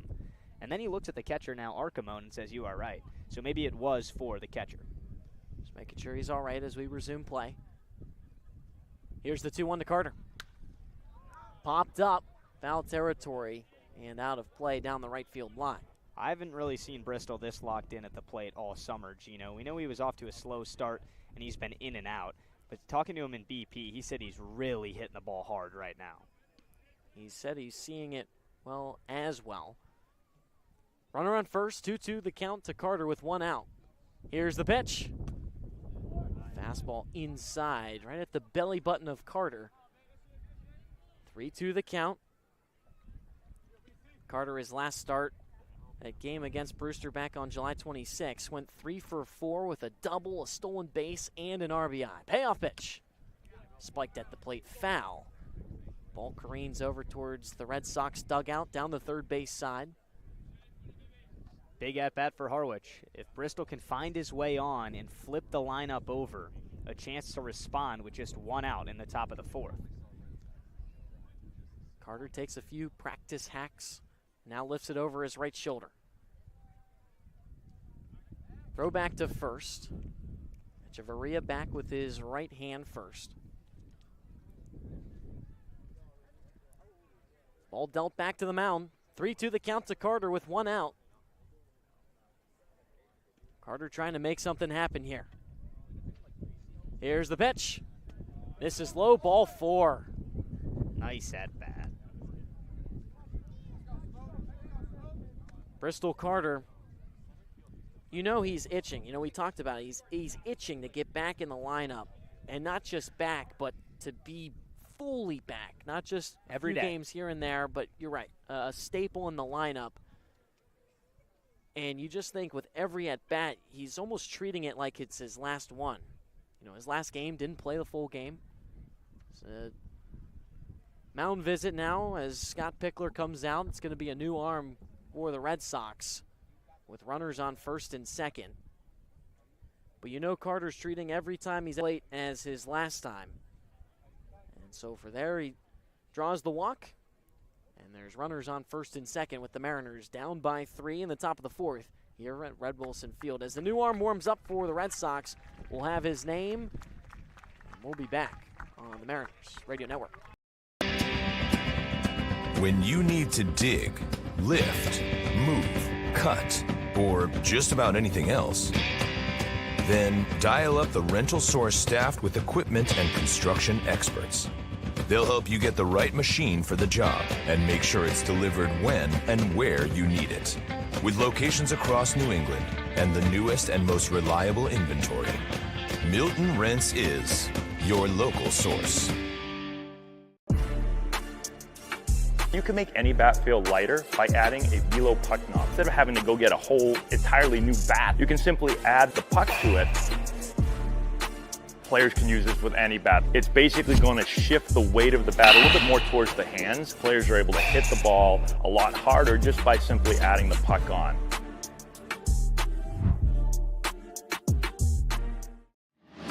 Cape Cod 5 is proud to be the official banking partner of the Cape Cod Baseball League. Cape Cod 5 offers a broad range of financial products and services tailored for every stage in your financial journey. Reach out to us. We're here to help. If you can dream it, if you can cruise in it, if you can summer in it, fish from it, or take it for a day at the beach, we can protect it. The Baldwin Group, protecting the public. We welcome you back on the Mariners Radio Network. Here from Red Wilson Field, the Mariners trying to get back in this ball game. Down by 3. Alongside Luke Brenneman, I'm Gino Antamarino. In the top of the fourth, Scott Pickler goes to the bullpen for the first time today. It's Michael Mulkey making his first appearance here on the Cape. We'll see how he fares against the top of the order for Harwich, with runners already on first and second for the Mariners. Derek Schaefer started on the mound, went 3 1/3, gave up 5 hits, 2 earned runs so far, 5 walks and 2 strikeouts. So Mulkey from California Baptist stands 6 foot, 185 pounds. The right-hander goes up against the righty Tanner Marsh. Like I said, it's back to the top of the order for Harwich. And Luke, before we came back, during the break, you said, I'm feeling pretty good about the Mariners right now. Well, I always like Marsh to get on base, and I really like the guy on deck. Breeny's 2 for 2 with 2 hits. I think Harwich is going to get right back in this game right now, Gino. 1 out. First pitch to Marsh. Curveball hits the inside edge for strike 1. Tanner Marsh, there's a reason why he's in the 1 spot in this Mariners order. The 5th best on base percentage on the Cape at a 4.12. 0-1. Another curveball misses high. He's got the best average, 3.05. So he gets set for the 1-1. Here it comes. Another breaking ball. It's the bottom part of the zone for strike 2. Carter on first. Echevarria on second. both of them reaching off of walks. Marsh, last time he was at the plate, a single. Here's the 1-2.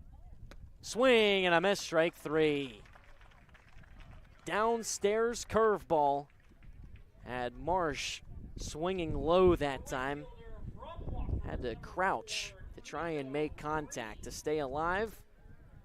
But Michael Mulkey earning his first strikeout today and his first punch out here on Cape Cod.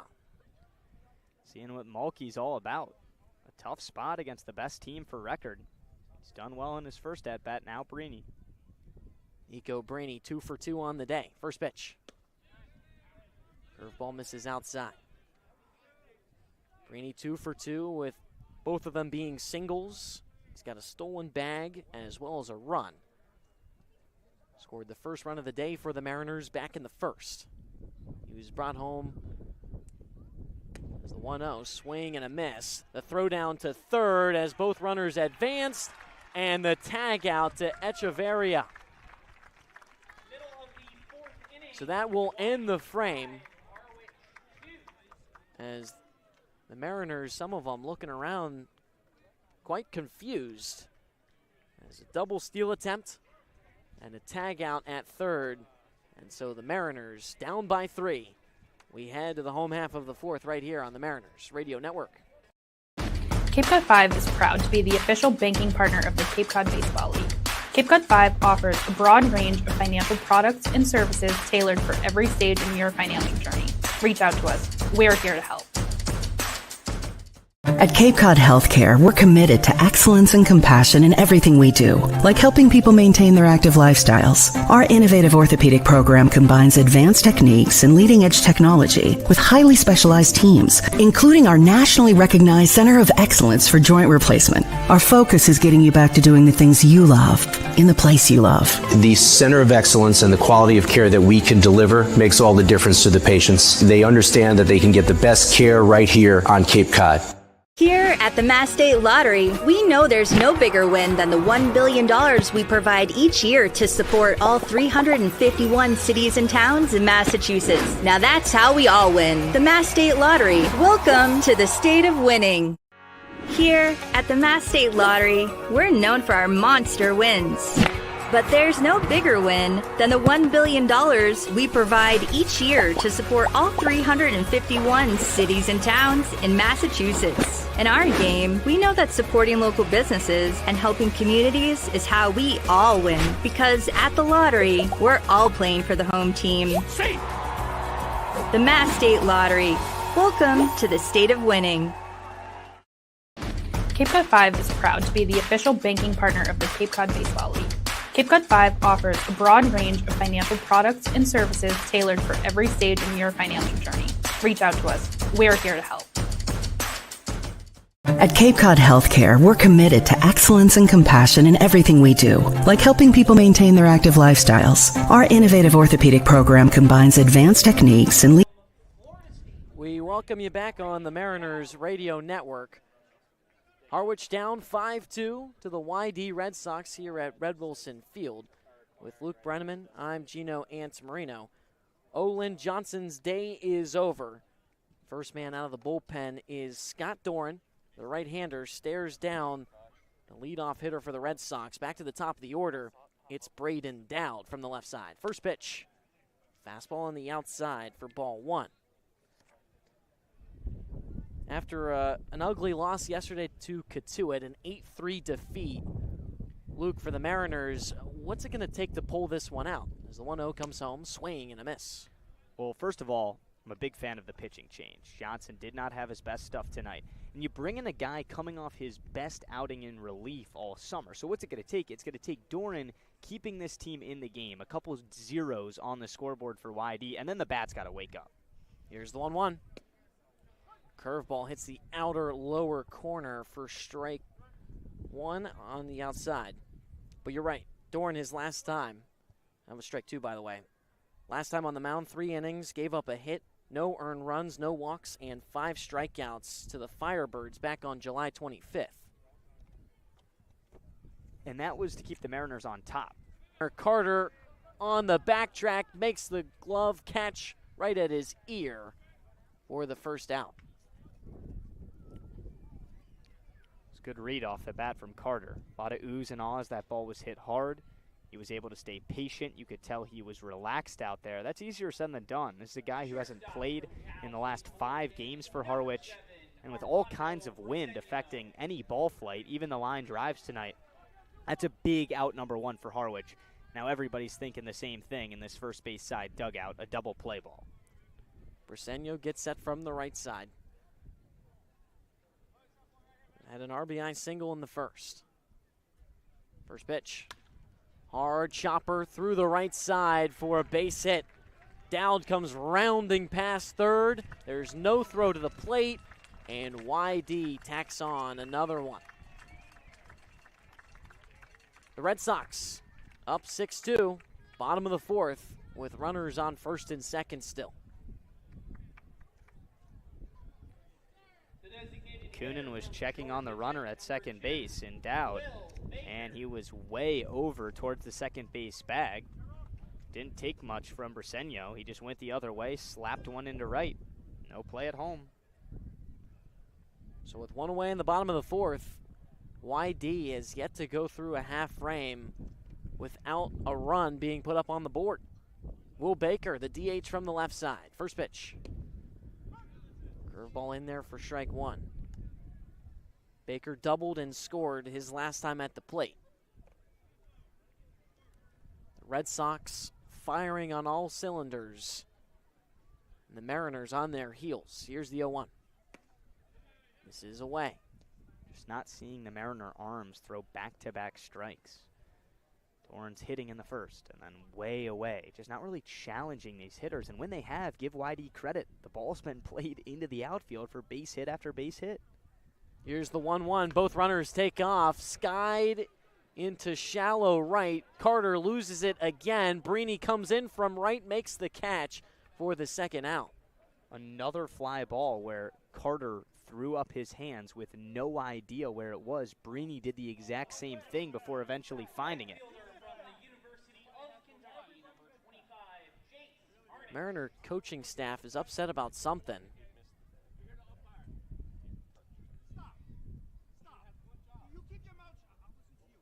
Tim Carey, home plate umpire, is not happy. Steve Englert comes out.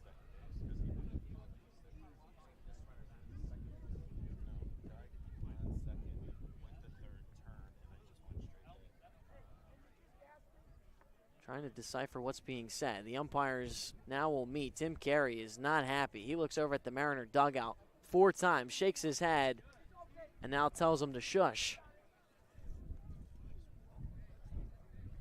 It sounds like what's up for debate right now is the runner at second base, Chris Hakopian, on the double steal.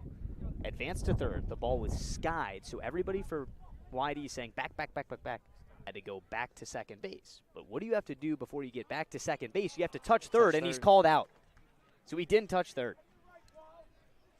Well, there you go. That is huge for Harwich. Talk about a break. Oh. And Steve Englert yelling out, that's the right call. Boy, oh boy. You talked about a playoff atmosphere here at Red Wilson Field, and that is exactly right. Scott Pickler now comes out to talk things over. He's unhappy.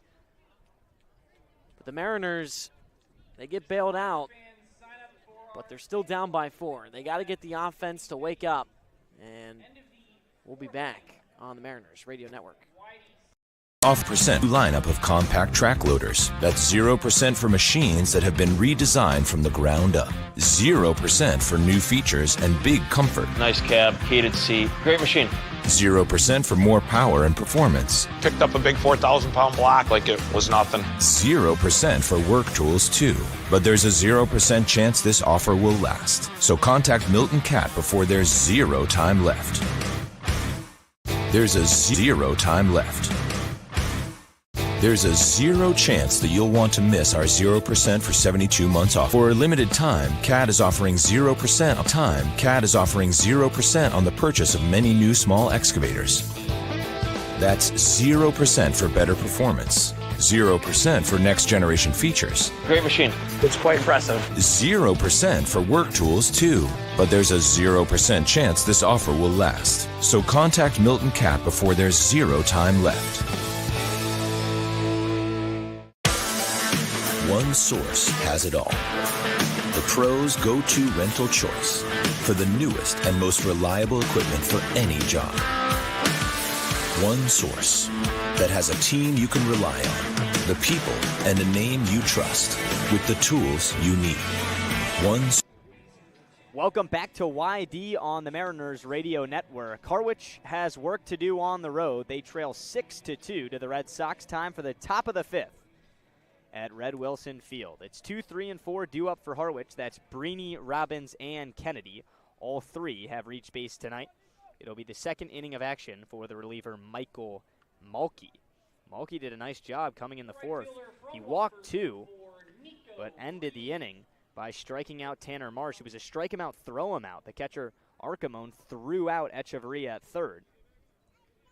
And YD stole another out tonight. They have 9 hits offensively. Harwich got to get going. Mulkey deals and comes home. First pitch, it nails the catcher and then the umpire, and it's called a strike. Jack Archimone dropped the ball. It hit off his right forearm and then ricocheted into the home plate umpire, Tim Carey. Both are in pain and bent over right now. Archimone gets up, flips the ball to Mulkey.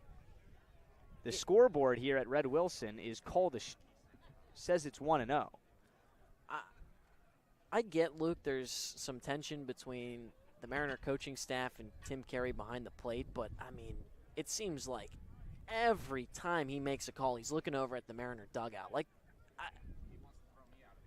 he just needs to – I don't want to tell an umpire what to do, but, like, you got to call the game. You can't be worried about what the coaches are saying or what the players are saying. You just got to focus on calling the game. That's what umpires need to do. And, you know, they're in a tough spot, right, because you're going to make people unhappy with certain calls, but, I mean, that's the job you signed up for. We've talked about it all night. I think the reoccurring theme is it's a playoff environment tonight. Windy conditions, not like a sunny beach day. A ton of people here at the game at Red Wilson Field. And the Mariners, well, they've taken a punch in the mouth to start. So as we head into the middle innings, top of the 5th, Breeny takes a strike that hit everybody besides the glove of Archimone. 0-1 the count to the Mariner right fielder. Everybody's set and ready. Here's the 0-1. This one's fouled straight back, and Mulkey quickly ahead 0-2. Gino, what do you think it's going to take to come back in this game? The Mariners were down 7-0 after the second inning last night and lost 8-3, but did claw back during the middle innings, just didn't have enough. Can I say everything? It's Sure. got to take everything. This YD team is that good. Here's the 2-strike pitch. Inside, 1-2 to Breeny. I just think anytime, and we saw this yesterday too, I mean, the Mariners gave up 7. They score a few. They cut the deficit to 4, but then they give up a run. So it's like the offense can be good, but if you don't have the defense to back it up. The 1-2. Check swing, pitch low and away. A borderline ball 2. That evens the count at 2 balls and 2 strikes. But you gotta get the reinforcement from the defensive side, and it starts on the mound. Mulkey looks in, the leadoff man in the top of the 5th. Breeny 2 for 2 tonight. Here's the 2-2. Way upstairs with the curveball. The count runs full. Nico doing a fantastic job in every facet of his game. He's a good base runner. We know he plays good defense. But 2 singles tonight. Those came on the first pitches of both at-bats. Now work this count full. The payoff pitch. Ground ball right side, right at the first baseman Costello. He keeps it in front and touches the bag with his right foot. A ground out to first to start inning number 5, 1 down. That'll bring up Aiden Robbins. He's 1 for 2 tonight with an RBI single and a stolen base. It's going to take more than just one guy. In the season series so far against YD this summer, the Mariners have won 3 of 4 and outscored the Red Sox 21-8. Well, the Red Sox have scored 6 tonight. So you do the math there. Harwich has got to win a new way. First pitch to Robbins, a check swing on a pitch that bounced 4 feet in front of home plate. He went around. It's 0-1. In between the break, as we transition from inning 4 to 5, Steve Engler in the dugout went inside, had some choice words, and said, "We got to throw a punch." The 0-1. popped up on a jam shot out of play. 0-2. And that punch tonight from Harwich, it always starts with getting runners on, getting things generated, menacing on the bases. And right now, Michael Mauke's getting ahead and playing downhill. The 2-strike pitch, that's away and low, 1-2. What do you think about this night tonight? I mean, the Cape gets hyped up for spectacular weather. It's 75. You can't see the sun. Very dark, overcast. I mean, heck, it's only 6 o'clock. It feels like it may be 8 or 9. Yeah, I mean, it's a weird atmosphere, and you know it's affecting some of the outfielders trying to catch these pop-ups. 1-2, change up down the middle. Got him looking. Aiden Robbins was frozen on that beauty from Michael Mauke. 2 down in the 5th. But I want to go back to what you were saying when you talk about Steve Angler. And well, first, I want to reiterate the point about some of the outfielders having a tough time. We saw Bristol Carter, some of these pop-ups where he sticks his palms out and he doesn't know where it's at. So that's how this weather is affecting some of these fielders. First pitch to Kennedy. A fastball just a little bit low. But to touch on the point where Coach, Steve is telling his guys, we got to throw a punch. You got to throw a punch, but you also have to defend. Because Whitey's going to throw a punch too. 1-0 is slashed into right. Coming down quickly, Tarnish dives, lays out, and he made the play. Jace Tarnish in right field had a beat on it the whole way, put his body on the line, and the Mariners go down in order in the top of the 5th. It's 6-2 Red Sox. We head to the home half of inning number 5 on the Mariners Radio Network.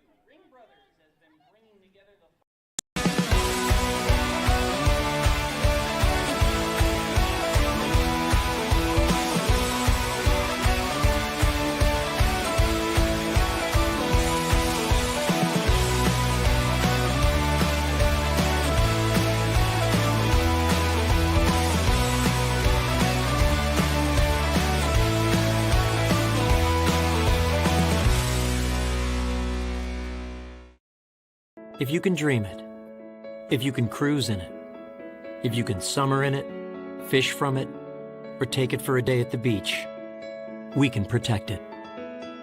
The Baldwin Group, protecting the possible.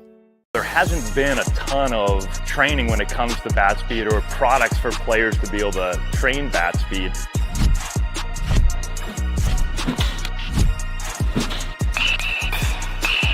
You can improve your bat speed and reach your goals working 10 to 15 minutes a day on this a couple of times a week. That's a no-brainer for every player.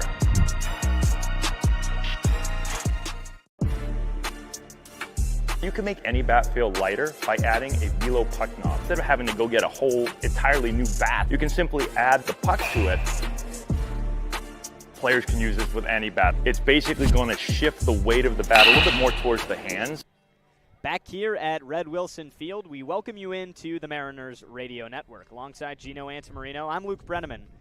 And the Red Sox have come to play, trying to take first place in the Cape Cod Baseball League right away from the Harwich Mariners. They lead 6-2 and have scored in every single inning so far tonight. It's 6, 7, and 8 due up in the order. Jace Tarnish, the right-handed hitter out of Kentucky, digs in. Scott Doran out there for his second inning of relief tonight. Gave up 2 hits and a run in the 4th. 6 on the pitch clock. He's got to go. Working quick, looks in, and comes home. A first pitch curveball lands at the bottom of the zone, 0-1. Gino, I want to ask you, we talked about Steve Angler, the Mariners skipper, who is always loud, win or lose, playing well or on a losing skid like they are right now with back-to-back losses. The 0-1 is slashed to second. One hop into the glove of Jake Coonan. Off his back foot, he throws to first in time. Out number 1. And he talked about Harwich needing to throw a punch tonight, and then they go down in order in the top of the 5th. You can start visually seeing some frustration in that dugout. Obviously, they're not playing their best baseball, but do you think that that comes with winning 6 in a row like they did, and now on the verge of losing 3 in a row if they can't find some offense tonight? Yes, absolutely. But I also think you're now losing to teams that, you lost to Katuitt for the first time yesterday. Mm-hmm. Today, you're 3-1 against YD. You're on the verge of dropping for the second time. First pitch to Nestler, a curveball right on the outside corner, 0-1. I think it's just that time where the Mariners, they're 1 point away from clinching. They're right there. They can feel it, but they're not playing their best baseball. The 0-1 skips in the dirt. The count's even. And that's frustrating, obviously, especially when you're losing to teams or lose to teams that you usually beat. Well, the pitching has been fantastic all summer. The 1-1. Ground ball up the middle. Marsh charging from short. He makes the play. Hops and throws him out at first. 2 down. Nestler grounds out to short. And this is what the Mariners need. I was mentioning their pitching. A 3.31 team earned run average. That's number 1 in the Cape. It's been that way the entire summer. You look back to the loss yesterday against the 4th place Catuit in the West. They're a couple games under 500. They were 5 coming into yesterday's matchup. Well, they blitzkrieged the Mariners starter Tom Chmielewski. 7 hits, 6 runs in the first inning. Tonight, from Olin Johnson, in the 3 innings he goes, gives up 5 hits and 5 runs. First pitch strike to Yomar Carreras, 0-1. So to Scott Doran, he comes into the game with the responsibility of not holding a lead. Can't do much besides keep this a 4-run game. And so far in the 5th, back-to-back groundouts. He's been doing that thing. The 0-1. Off the plate away with the changeup, 1-1. Carreras is a switch-hitting infielder, hitting .267 on the summer out of Rutgers. He singled in the 2nd and then had a sacrifice bunt, which scored a run in the 3rd. The 1-1 nails the lower part of the zone with a gorgeous changeup. Doran gets ahead 1-2. Trying to put the Red Sox down in order for the first time tonight. The Mariners down by 4. Doran, the pause, and the pitch. Outside with the fastball, 2 balls and 2 strikes. I say put the Sox down in order for the first time tonight. Well, they've scored in every inning, too. It's just been wide games night. Like that. Gave up 16 hits to Catuit last night. 2-2. Ground ball to short. One hopped and gloved by Marsh. The throw to first in time. 3 consecutive hard-hit grounders. And the Mariners put the Red Sox down in order. Harwich looks to wake up the bats when we come back for inning number 6 on the Mariners Radio Network. Cape Cod 5 is proud to be the official banking partner of the Cape Cod Baseball League. Cape Cod 5 offers a broad range of financial products and services tailored for every stage in your financial journey. Reach out to us. We're here to help. Here at the Mass State Lottery, we're known for our monster wins. But there's no bigger win than the $1 billion we provide each year to support all 351 cities and towns in Massachusetts. In our game, we know that supporting local businesses and helping communities is how we all win. Because at the lottery, we're all playing for the home team. The Mass State Lottery. Welcome to the state of winning. Get ready for big results with our small machines. With more power, performance, comfort, and savings. They're ready for every job. And we're ready with plenty of inventory, the best support in the business, same-day parts availability, and locations across the Northeast. So you can always be ready to work.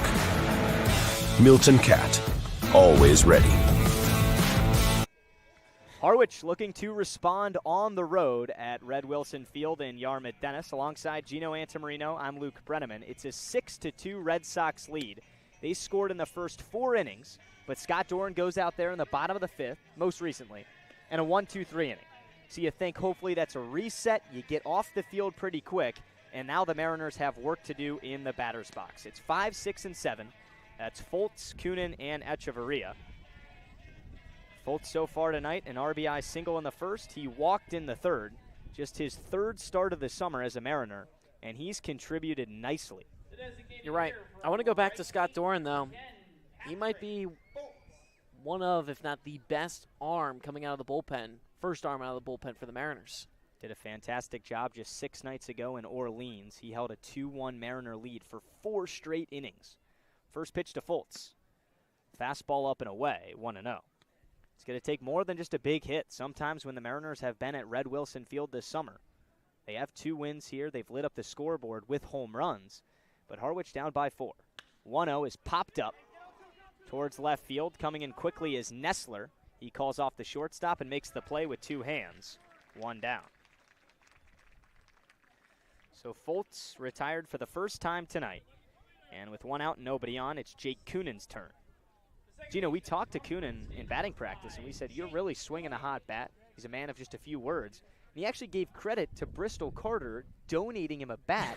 And I look at the bat, and he wasn't lying. It said Bristol Carter on the barrel of the bat. He used it first time against Bourne a few days ago. He shows bunt. He bunts it foul towards the Mariner dugout, 0-1. Game where he had a few hits. Got to talk to him after the game on the post-game interview. He But said how about that, Bristol Carter? He thinks he's batting a .600 with the bat. Mulkey comes home with the 0-1.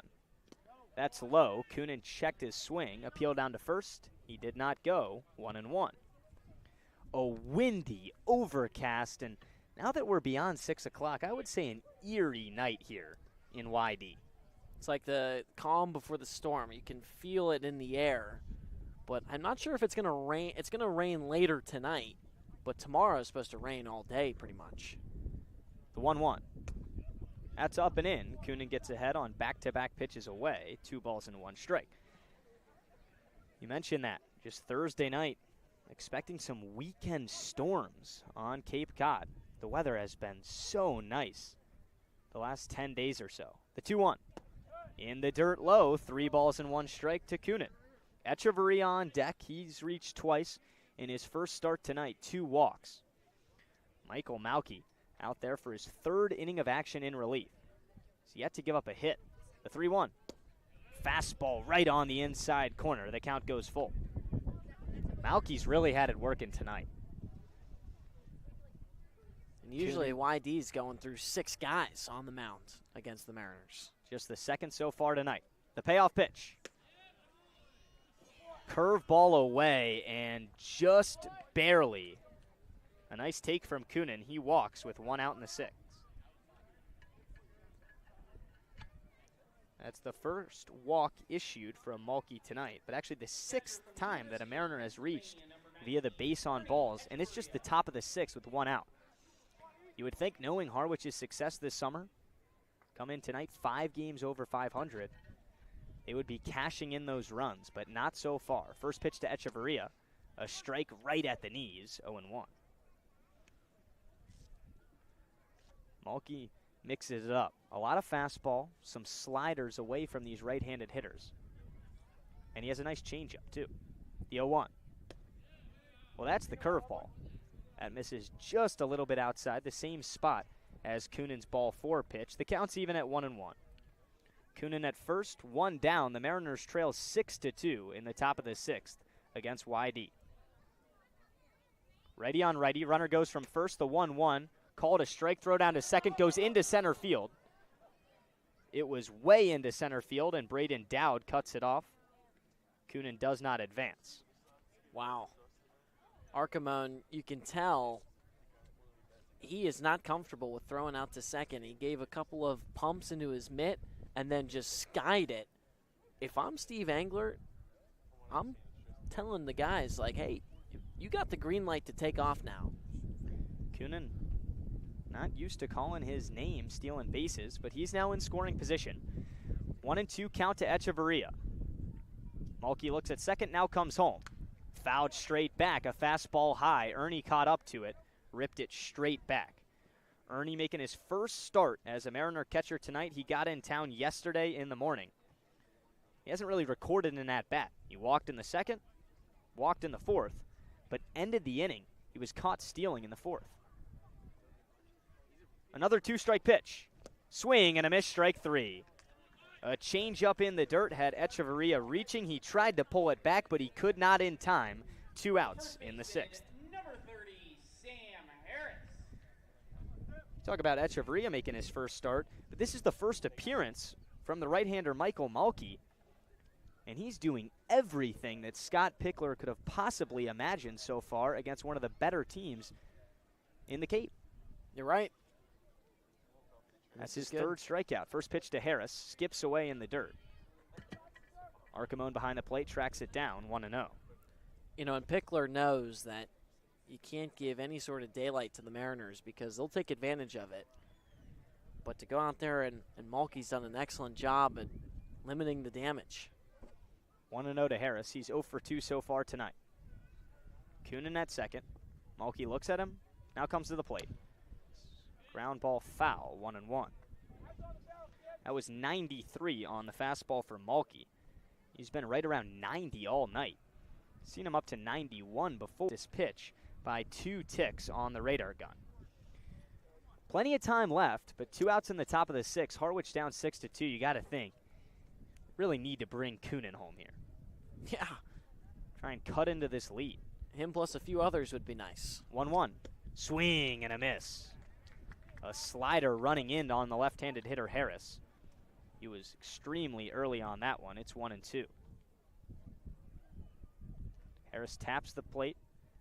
Now points the bat at the pitcher Mulkey.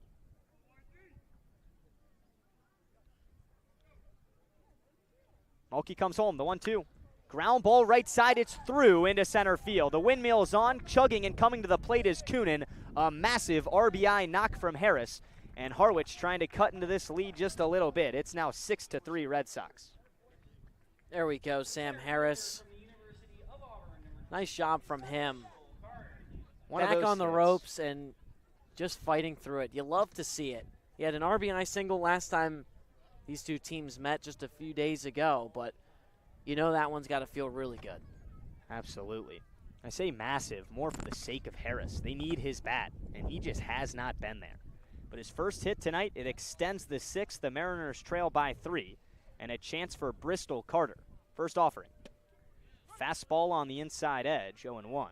Carter did not like that one bit. He's 0 for 1 tonight, walked in the 3rd. The starter, Derek Schaefer, went 3 innings, gave up 5 hits and 2 earned runs. The 0-1 is slashed into dead center field. Dowd lets it drop, a base hit for Carter. And Harwich with back-to-back 2-out hits, they're coming in the top of the 6th. Bristol Carter has been tearing it up. Last several weeks he's been in, he has been doing well. And here comes Amanda Lusky, the trainer for the Mariners. She just wants to go on and check on Carter, make sure he's okay. Carter stays out there. He hands her his equipment. Runners at first and second with 2 outs in the top of the 6th. 1 already in. The lineup turns over for Tanner Marsh. A big spot for Harwich to try and string more hits together and get back in this ball game. Mulkey comes home. First pitch curveball at the eyes of Tanner Marsh. It's 1-0. Marsh tonight 1 for 3. Singled and scored in the 3rd. Mulkey showing some signs of vulnerability for the first time all night. 1-0. Fastball a little bit downstairs. 2 balls and no strikes. The red-hot Nico Brini's on deck. He's 2 for 3 in this ballgame.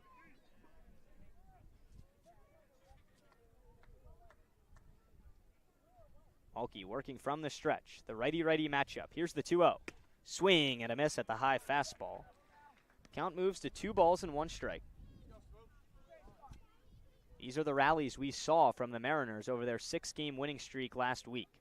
The bottom of the order, generating hits and turning it over to the top. Here's the leadoff man, Marsh. 2-1. Popped up foul down the first base side. The count's even at 2-2. I don't see any action in the bullpen for YD, so Mulkey's got to get out of this frame. Marsh got to keep it up. Steps out, now digs back in. 2 ball, 2 strike count with runners at first and second. The 2-2. Swing and a miss and a pitch in the dirt. Drop 3rd strike, throw to first. In time and on target. The Mariners strand 2 but get 1 back in the top of the 6th. It's 6-3 Red Sox. Harwich grinding, but still plenty of work to do on the road. We head to the home half on the Mariners Radio Network. Here at the Mass State Lottery, we're known for our monster wins. But there's no bigger win than the $1 billion we provide each year to support all 351 cities and towns in Massachusetts. In our game, we know that supporting local businesses and helping communities is how we all win. Because at the lottery, we're all playing for the home team. The Mass State Lottery. Welcome to the state of winning. If you need to dig, lift, move, grade, clear, or cut, pump, weld, clean, light, and just about anything else, dial up the rental source for the newest and the most reliable equipment in New England. Staffed with equipment and construction experts, Milton Rents, your local source. There hasn't been a ton of training when it comes to bat speed or products for players to be able to train bat speed.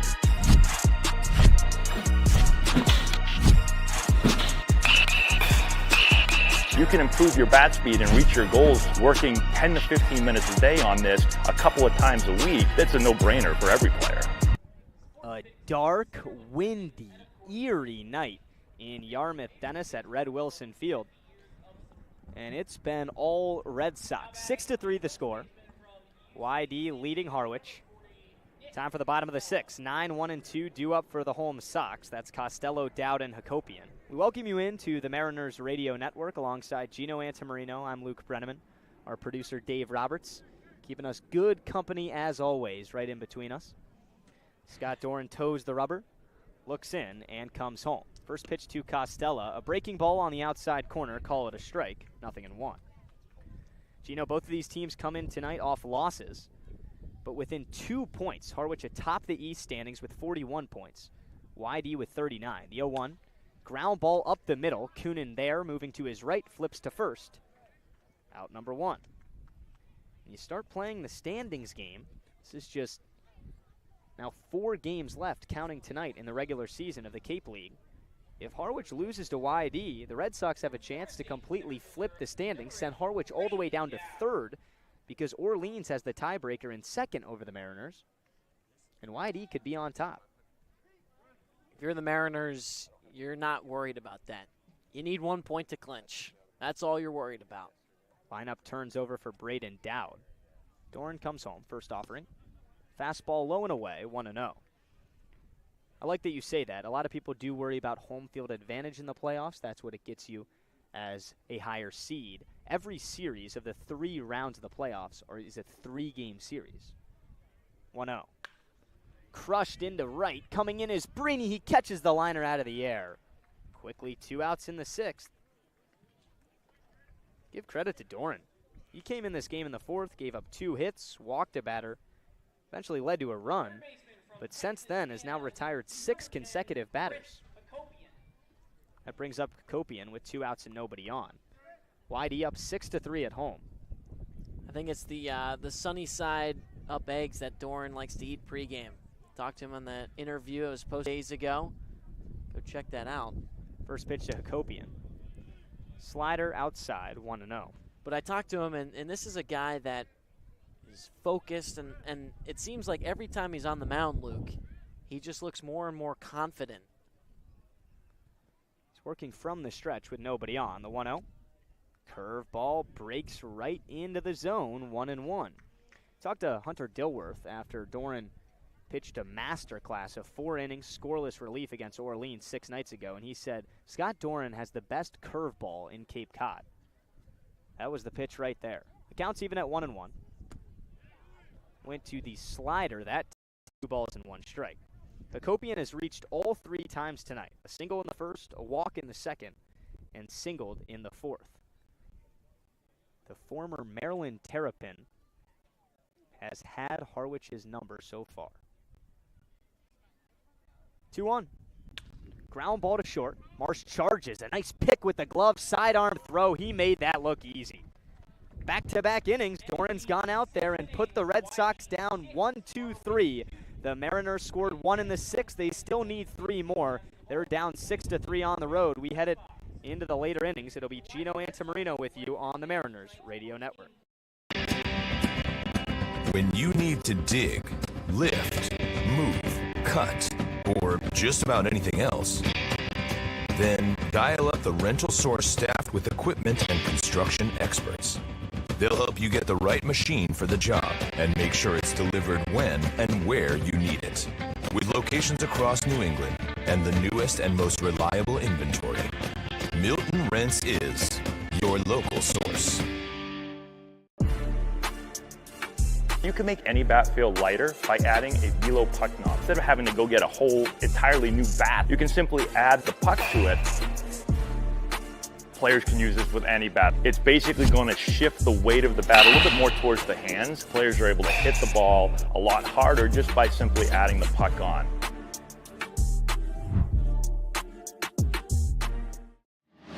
Cape Cod 5 is proud to be the official banking partner of the Cape Cod Baseball League. Cape Cod 5 offers a broad range of financial products and services tailored for every stage in your financial journey. Reach out to us. We're here to help.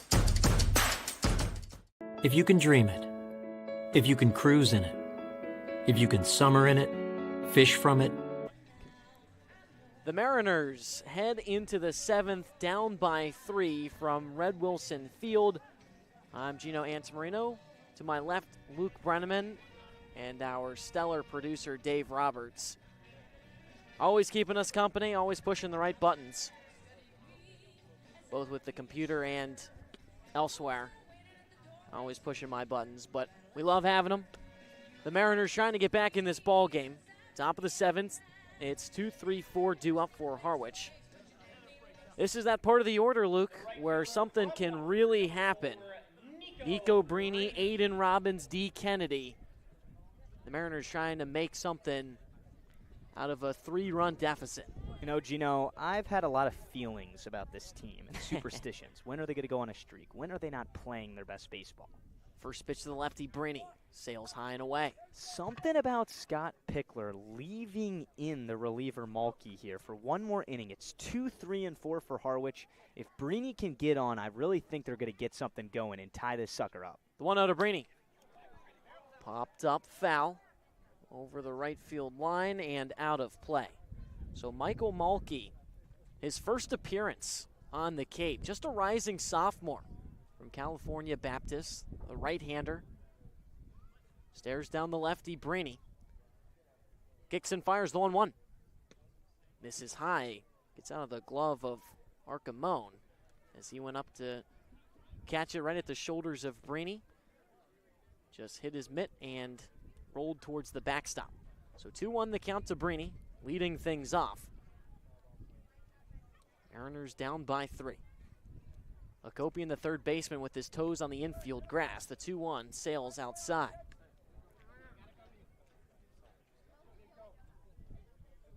Mulkey so far today has gone 2 2/3.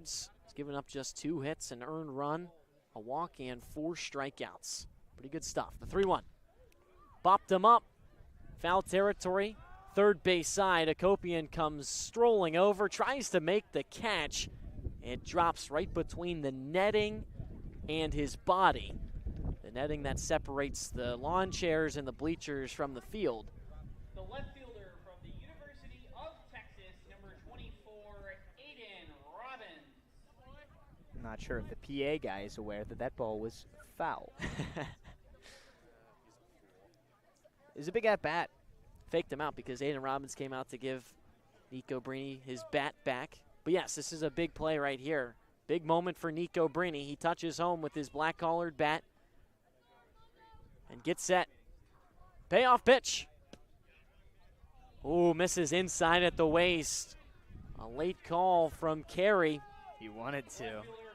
He thought about lifting that right arm up. But Brini reaches on a lead-off walk. So with no outs, top of the 7th, Brini on first. Aiden Robbins up to bat.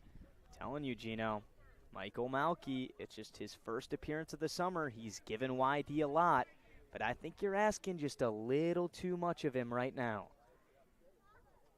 Robbins gets set. 2 strikeouts today, but had an RBI single back in the 3rd. Throw back to first, gets away from Costello. Brini takes off for second, and he's there standing.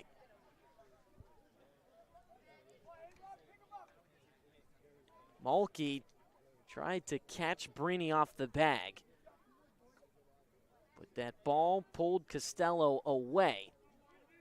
With his left foot on the bag, he had to run up the right field line, and that ball just went away from him. Brini got up and took off for second. He's got speed. Here's the first pitch to Robbins. Inside at the shins for ball 1. So much time left in this game. You got one back in the 6th. Brini in scoring position here. You want to get at least him in the 7th. Best part of the order as well. The 1-0. Smashed into right.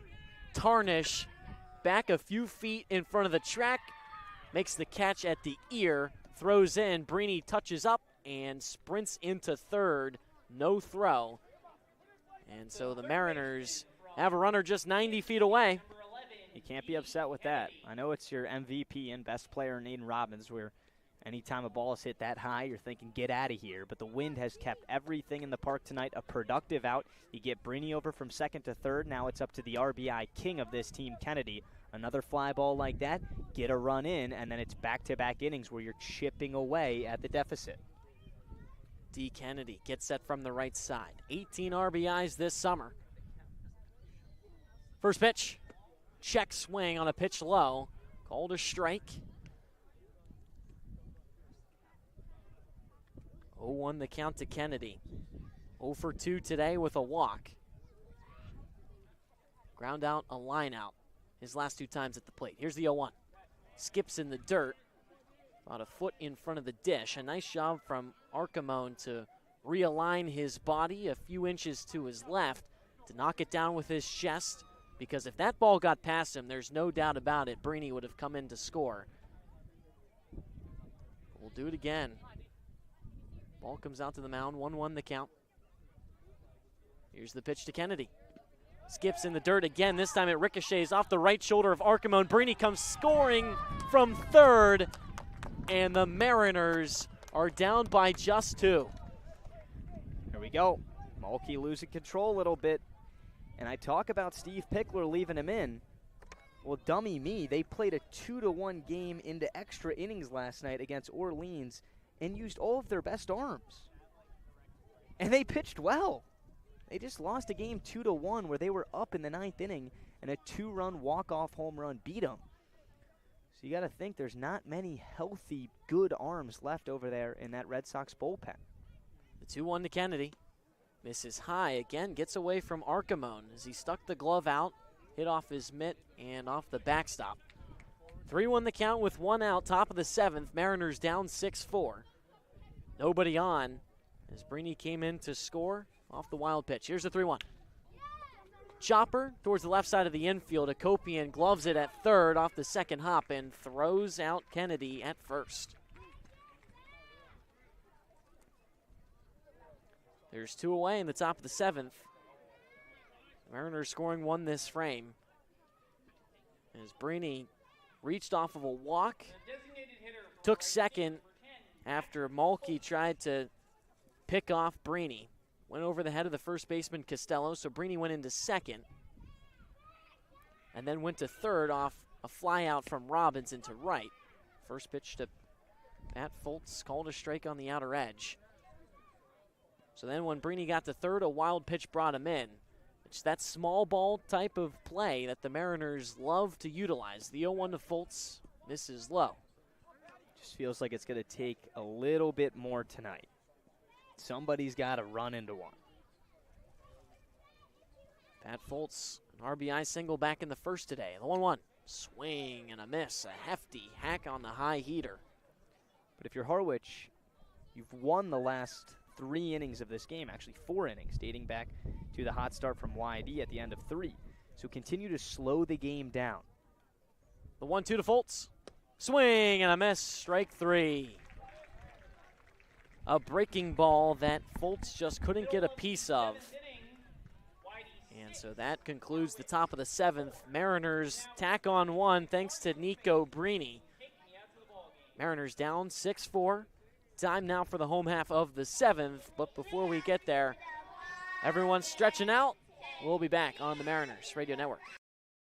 Cape Cod 5 is proud to be the official banking partner of the Cape Cod Baseball League. Cape Cod 5 offers a broad range of financial products and services tailored for every stage in your financial journey. Reach out to us. We're here to help. At Cape Cod Healthcare, we're committed to excellence and compassion in everything we do, like helping people maintain their active lifestyles. Our innovative orthopedic program combines advanced techniques and leading-edge technology with highly specialized teams, including our nationally recognized Center of Excellence for Joint Replacement. Our focus is getting you back to doing the things you love, in the place you love. The Center of Excellence and the quality of care that we can deliver makes all the difference to the patients. They understand that they can get the best care right here on Cape Cod. Here at the Mass State Lottery, we know there's no bigger win than the $1 billion we provide each year to support all 351 cities and towns in Massachusetts. Now that's how we all win. The Mass State Lottery. Welcome to the state of winning. Here at the Mass State Lottery, we're known for our monster wins. But there's no bigger win than the $1 billion we provide each year to support all. The Mariners slowly but surely trying to come back in this ball game. They've scored the last 2 runs. They're now down 6-4 here from Red Wilson Field. I'm Gino Antamarino. Joining me shortly is Luke Brenneman. Might have gotten wrapped up in the Take Me Out to the Ball Game rendition that was sung by a few of the kids here at Red Wilson Field. Luke's back. Put the headset back on. When you went out to use the restroom, did you hear Deafening. Terrible. I mean, screams. First pitch to the lefty, Archimone puts it straight back. All right, I need to calm down. They're just kids having fun, but you know how they can be. It is not very funny to scream in the microphone. I mean, I think the speakers might have been blown out. Here's the 0-1. Fouled straight back. Speaking of blowouts, I think the way that this game started with YD and their 5 runs in the first 3 innings, we're kind of looking that way, especially after last night, 8-3, kind of the same story, but worse in Katuitt. Harwich has battled back. They're sticking with Doran, trying to go his 3rd straight scoreless inning. If he can do it, it is really up to the bats to go win this game. 0-2. Just misses with the fastball high and away. The infield for the Mariners shifted to the right.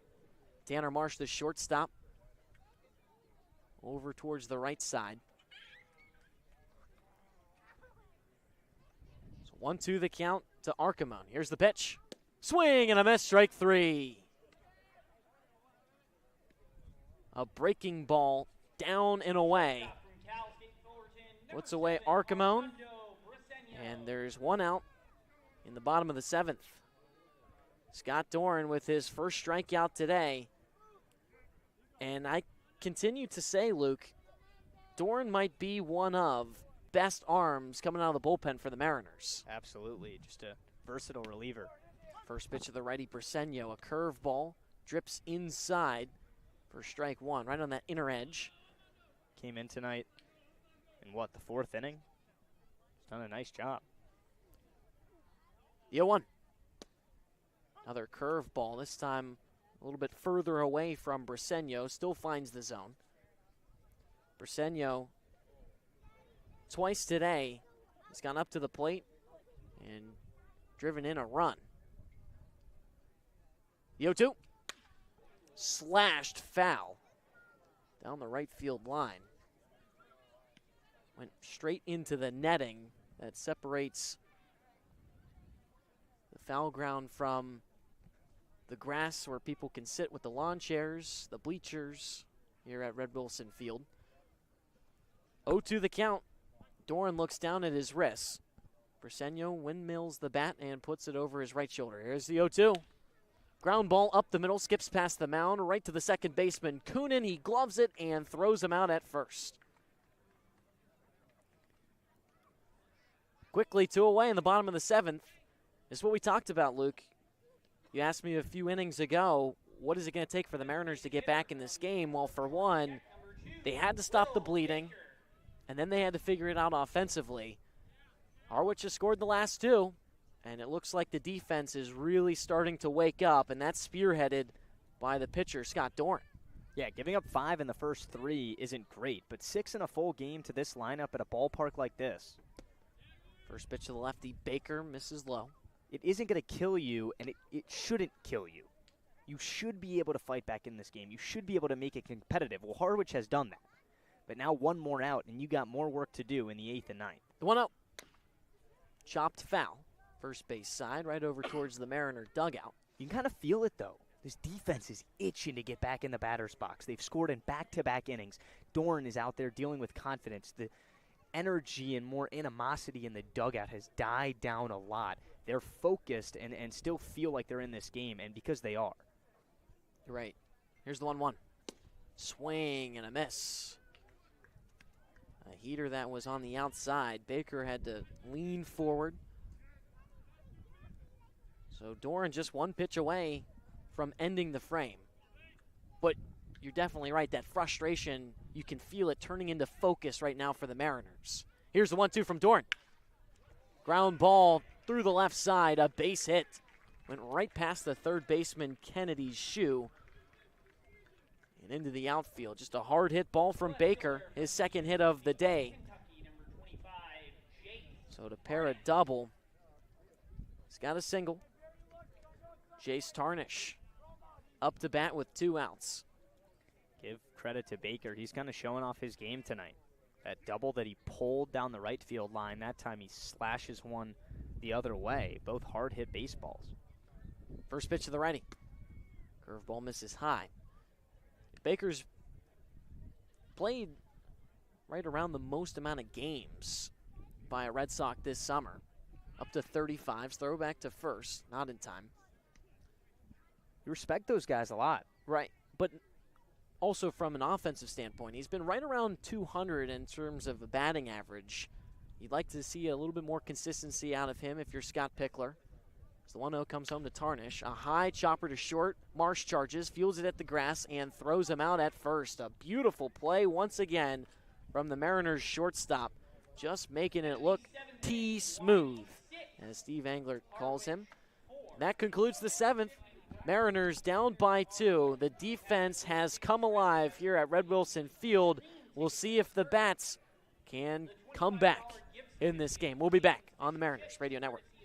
Offer of compact track loaders. That's 0% for machines that have been redesigned from the ground up. 0% for new features and big comfort. Nice cab, heated seat, great machine.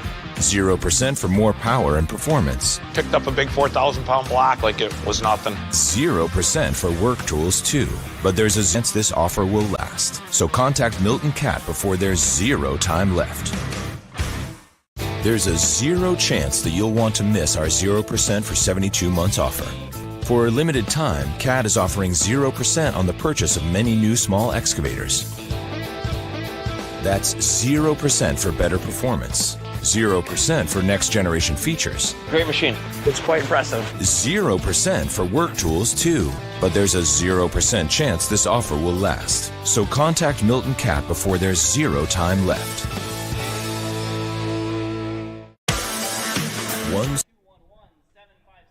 My partner Luke described it best a few moments ago. An eerie day here at Red Wilson Field in Yarmouth Dennis. A little blowing in from left field, but at any moment, these breezes can turn into gusts. The sun not out, a lot of clouds, a lot of gray. One of those uncharacteristic summer nights on the Cape, you could say. Kind of like it. Switches things up. Throw on a hoodie, pair of sweatpants, come to a baseball game. The crowd here at YD has stuck around as afternoon has turned into night. Can't go to the beach, probably wouldn't go get ice cream. I don't really know what else there is to do in Cape Cod besides go to a ball game. That's Luke Brenneman. I'm Gino Antamarino. We welcome you back on the Mariners Radio Network. Top of the 8th, 6-7-8 due up for Harwich. The Mariners trying to get back in this ball game. Down by ID Red Sox, it's 6-4. With Coonan leading things off, the second baseman. That from the right side, first pitch. Misses well high. So Jake Coonan today has reached once off of a walk. He eventually scored.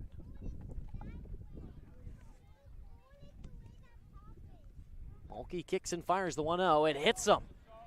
Coonan takes it right on the left elbow. You can tell that one stung as he threw the bat towards the dugout and immediately went to grab at his arm. And now just a few feet in front of the bag over at first. Stops. And puts his hands on his knees. Kyle Sylvester, the first base coach, talking things over with him. Appears to be okay. New catcher in the game for YD, Jack Archimone taken out. It's Connor Capisi in his place. Hope Kunin's okay. He's now in a squat over there talking to the trainer. His head just went from up to down. Definitely needs a breather. This is a big base runner for the Mariners. You've cut into this lead. You've scored in back-to-back innings. Kunin's stolen a base tonight. And with Archimone getting pulled out, Gino, he's been run on a couple times already this afternoon. Kunin, one of them. So Kunin will stay out there. Mandelusky, the trainer, went out. Was speaking with him. But Kunin, a tough cookie. He stays out there. And he looks ready to go. I think you try and go again. Capisi fresh into this game. That's a gamble I would be worth taking. In a game where you've been behind the entire way, you've been out-hit, you have the bottom of your order up. Kunin's already stolen a base tonight. Capisi trying to get settled into this game. The first batter that he's catching for gets smoked. Kunin has speed. He's stolen a base tonight. Why not put him in motion early in this count and just test Capisi? If he throws the gem and he throws one right on the target, and I think you kind of just shrug your shoulders and say, that's a job well done off the bench. Capisi, a rising junior from Creighton. He comes out towards the mound to talk things over with his reliever. Michael Mulkey has gone 3 2/3, has given up 2 hits, an earned run, 2 walks, and 5 strikeouts. His first appearance on the Cape, he's looked sharp, but sort of on an island right now. First pitch comes home. This is inside at the knees to Echeverria. So 1-0 the count to the Mariners catcher. Echeverria in his first start for Harwich. The 1-0. Breaking ball misses inside at the chest. 2 balls, no strikes. Gino, I thought that going into the 7th for Malky, the reliever, that came in this game in the 4th was too much. Going back out for the 8th, hitting Kunin, now back-to-back balls. You can see the fatigue starting to set in. This is the time where Harwich has got to go, and right on cue. Scott Pickler looking back at his dugout. Looking at Michael Stanford with the walkie-talkie up to his mouth. He's looking over at the YD bullpen. And now Pickler comes out towards the mound. And right on cue, Michael Mulkey, his day is most likely over. No official sign to the bullpen yet. But you talked about yesterday, YD and a... The Baldwin Group, protecting the possible. There hasn't been a ton of training when it comes to bat speed or products for players to be able to train bat speed.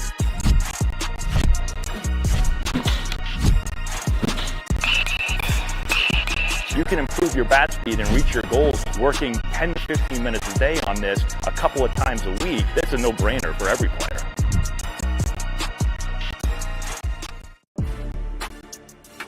You can make any bat feel lighter by adding a velo puck knob. Instead of having to go get a whole entirely new bat, you can simply add the puck to it. Players can use this with any bat. It's basically going to shift the weight of the bat a little bit more towards the hands. Players are able to hit the ball a lot harder just by simply adding the puck on.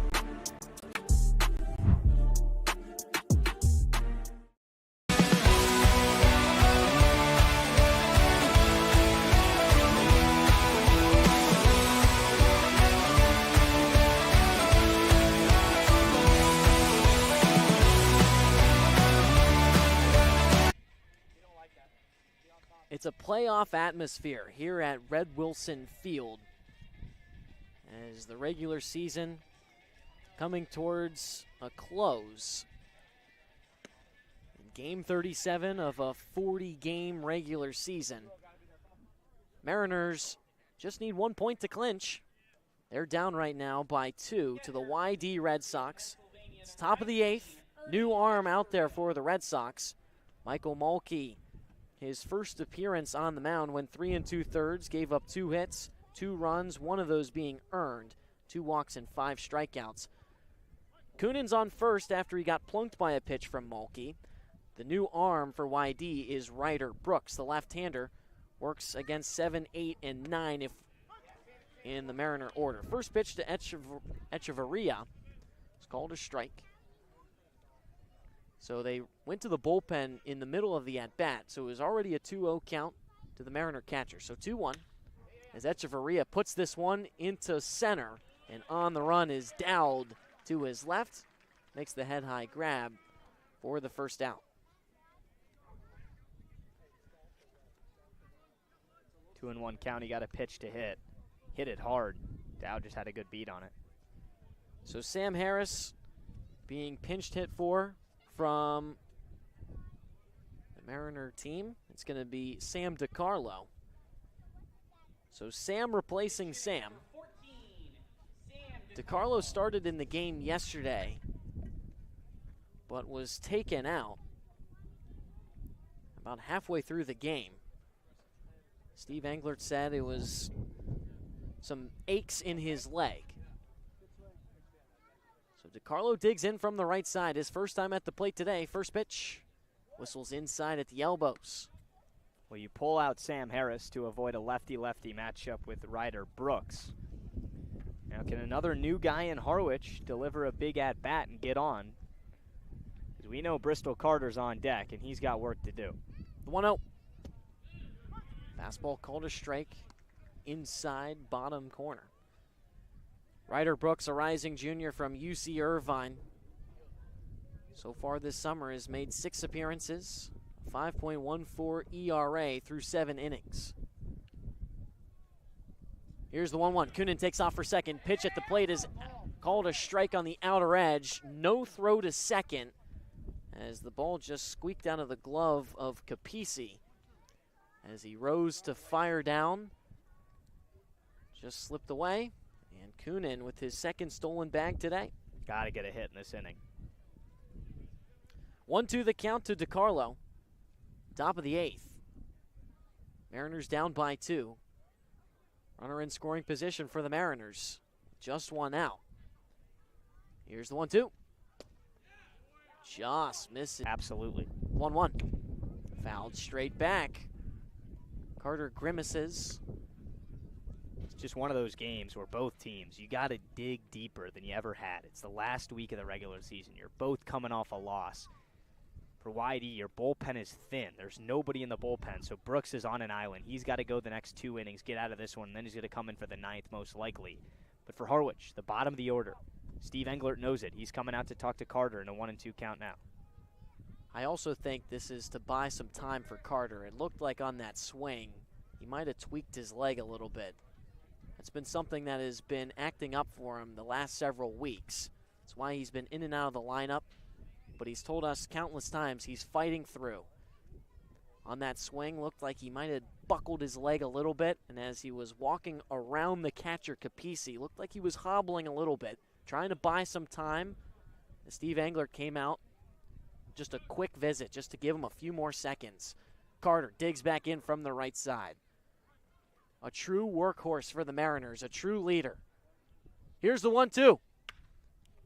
Flared through the left side, but making the catch on the run is Akopian from third on a little bit of a jam flare shot.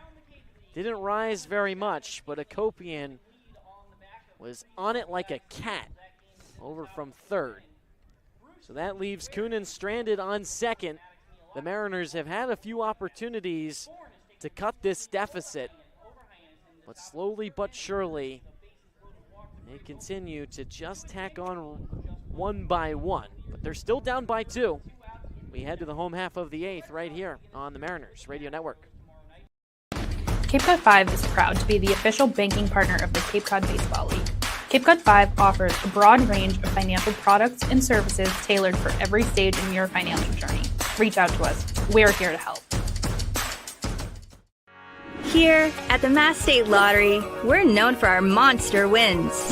But there's no bigger win than the $1 billion we provide each year to support all 351 cities and towns in Massachusetts. In our game, we know that supporting local businesses and helping communities is how we all win. Because at the lottery, we're all playing for the home team. The Mass State Lottery. Welcome to the state of winning. Get ready for big results with our small machines. With more power, performance, comfort, and savings, they're ready for every job. And we're ready with plenty of inventory, the best support in the business, same-day parts availability, and locations across the Northeast. So you can always be ready to work. Milton Cat, always ready. If you can dream it, if you can cruise in it, if you can summer in it, fish from it, or take it for a day. Time now for the home half of the 8th. Alongside Luke Brenneman, I'm Gino Antamarino. We welcome you back here to Red Wilson Field. Mariners down 6-4 to the YD Red Sox. 7-8-9 due up in the Red Sox order. Scott Doran back on the mound in his 5th inning of work.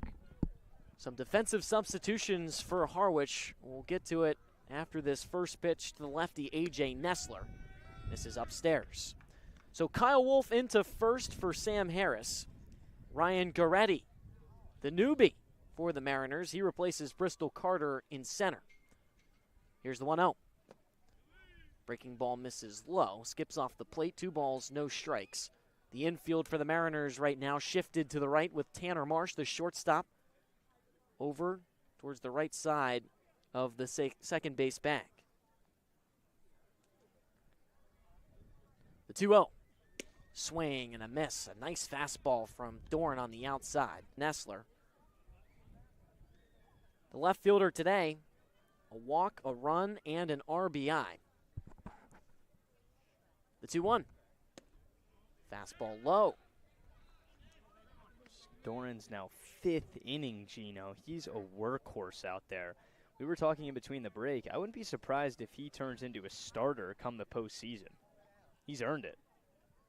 Coastal Carolina product, kicks and deals the 3-1. Curveball, a beauty right on the outside edge.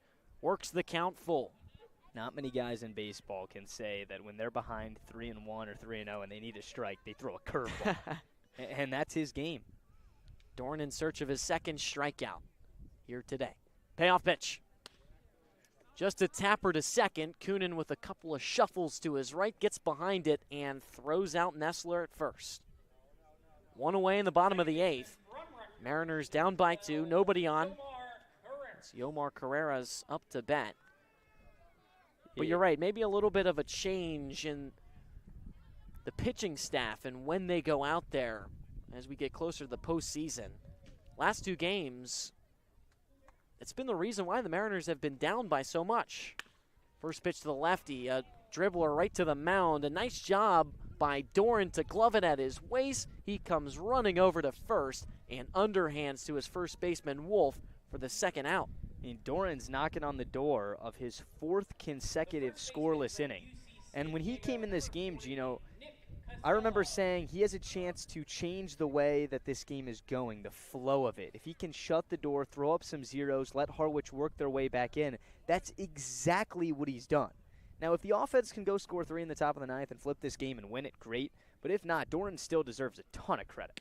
First pitch to the lefty, Costello, a curveball in there for strike 1. Again, the infield for the Mariners shifted to the right. On that same note, if they do it, someone's going to have a big hit, but I still think the MVP is 21. The 0-1. Hard hit ground ball the other way. It gets through the gap with the infield shifted to the right. Normally that's where Tanner Marsh stands, but a nice job going the other way by Costello. He reaches with 2 outs. His first hit of the day. The shift tonight has kind of come back to bite the Mariners in multiple situations. Really never know how much is going into putting these guys. I mean, it's always a pull side shift. Obviously, they're doing the same thing here. So a pinch runner coming out for Nick Costello. Jordan Crossland. So Jordan Crossland from Maryland, the rising junior, will take Costello's spot on first. As the order flips for the Red Sox, it's back to Braden Dowd. They check on Crossland at first. He's back diving with his right hand. The infield for the Mariners shifted to the right. Jake Coonan, the second baseman, playing in the infield grass. There's the first pitch. Fastball down the middle for strike one. Dowd so far today, a single, a walk, and 2 runs. Lined out to right his last time at the plate. Mariners down by 2. Bottom of the 8th. Here's the 0-1. Pitch misses low. Nice job from Echeverria. As he gets over to his left, puts his body behind the pitch, and knocks it down. Keeps Crossland at first. New ball dealt to the mound. Tim Carey behind the dish.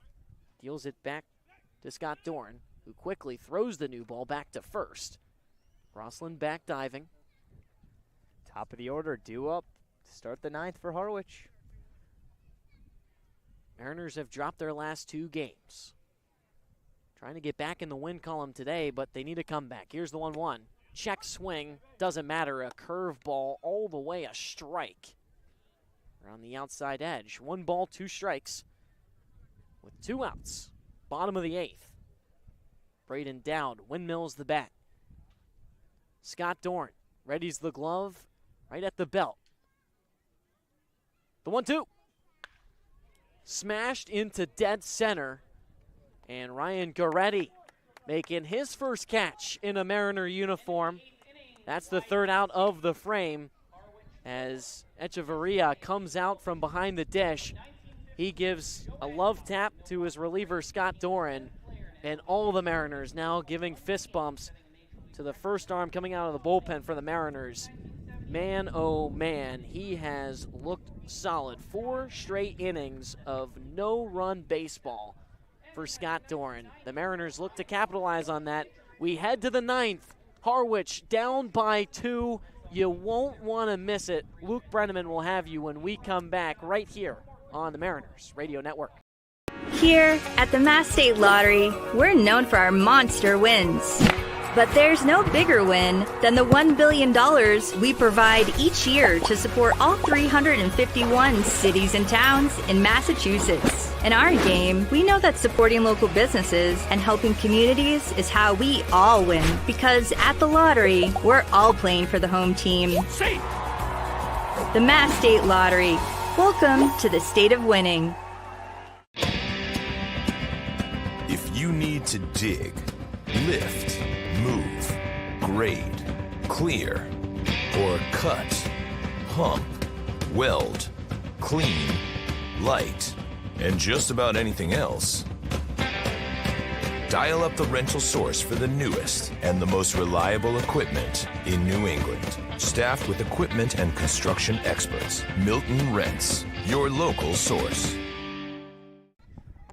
Harwich is down to their final 3 outs on the road in Yarmouth Dennis. Alongside Gino Antamarino, I'm Luke Brenneman. It's 6-4 Red Sox. Welcome you into the Mariners Radio Network. Just a heads up that this broadcast is a copyrighted production of the Cape Cod Baseball League. Any unauthorized duplication, retransmission, or other use is strictly prohibited. Top of the order, due up for the Mariners. Marsh in there. First offering.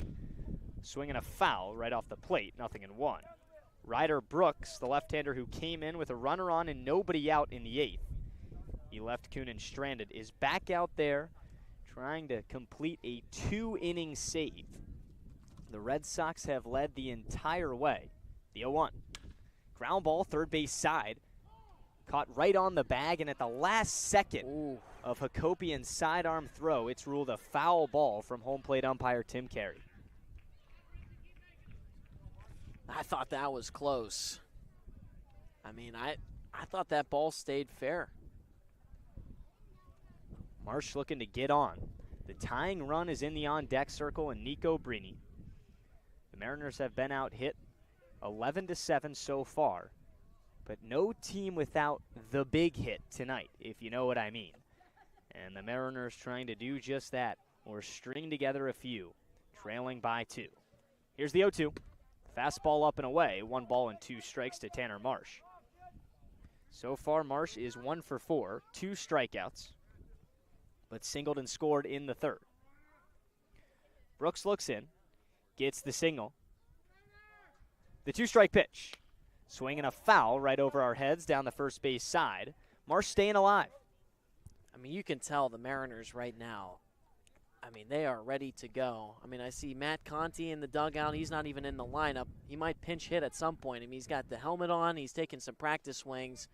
They are ready to go, Luke. Got to get somebody on. Another 1-2. Swing and a miss, strike 3. Brooks ran the slider right in on the right-handed hitter Marsh and struck him out the third time tonight. There's now 1 out in the 9th. A lefty-lefty matchup between the red-hot Nico Brini and Ryder Brooks. You got to give credit to Brooks. Just the third arm out of the bullpen tonight is quickly retired 4 of 4 since coming in the ballgame. Everybody needs to be aware of the man on deck. That's Aiden Robbins. If Brini can get on, Robbins has shown and has the pop to tie this one up. First pitch strike on the outside corner with the foul behind 0-1. Brooks working quickly. Takes a deep breath, now comes home. The 0-1, swing and a miss, strike 2. Instead, he ran the slider in on the right-handed hitter Marsh, the at-bat before this one. In a lefty-lefty matchup, he runs it away from Nico Brini. Mariners right fielder looks to protect in a no-ball, 2-strike count with nobody on, down by 2 in the top of the 9th. Brooks comes home. The 2-strike pitch, a bouncer down the right first base line, foul, and out of play. Brini likes to pull a lot of these hits. That's why the infield for YD is shifted over to the right. But obviously not a spot you want to be in, 0-2. But if there's anyone to get out of this, it's Brini. Nico is a fighter. No matter the score or the inning, it's the same amount of effort. He gives it everything that he's got. Another 0-2. Pitch in the dirt, a nice take. Brini stays alive for now. 1 ball, 2 strikes.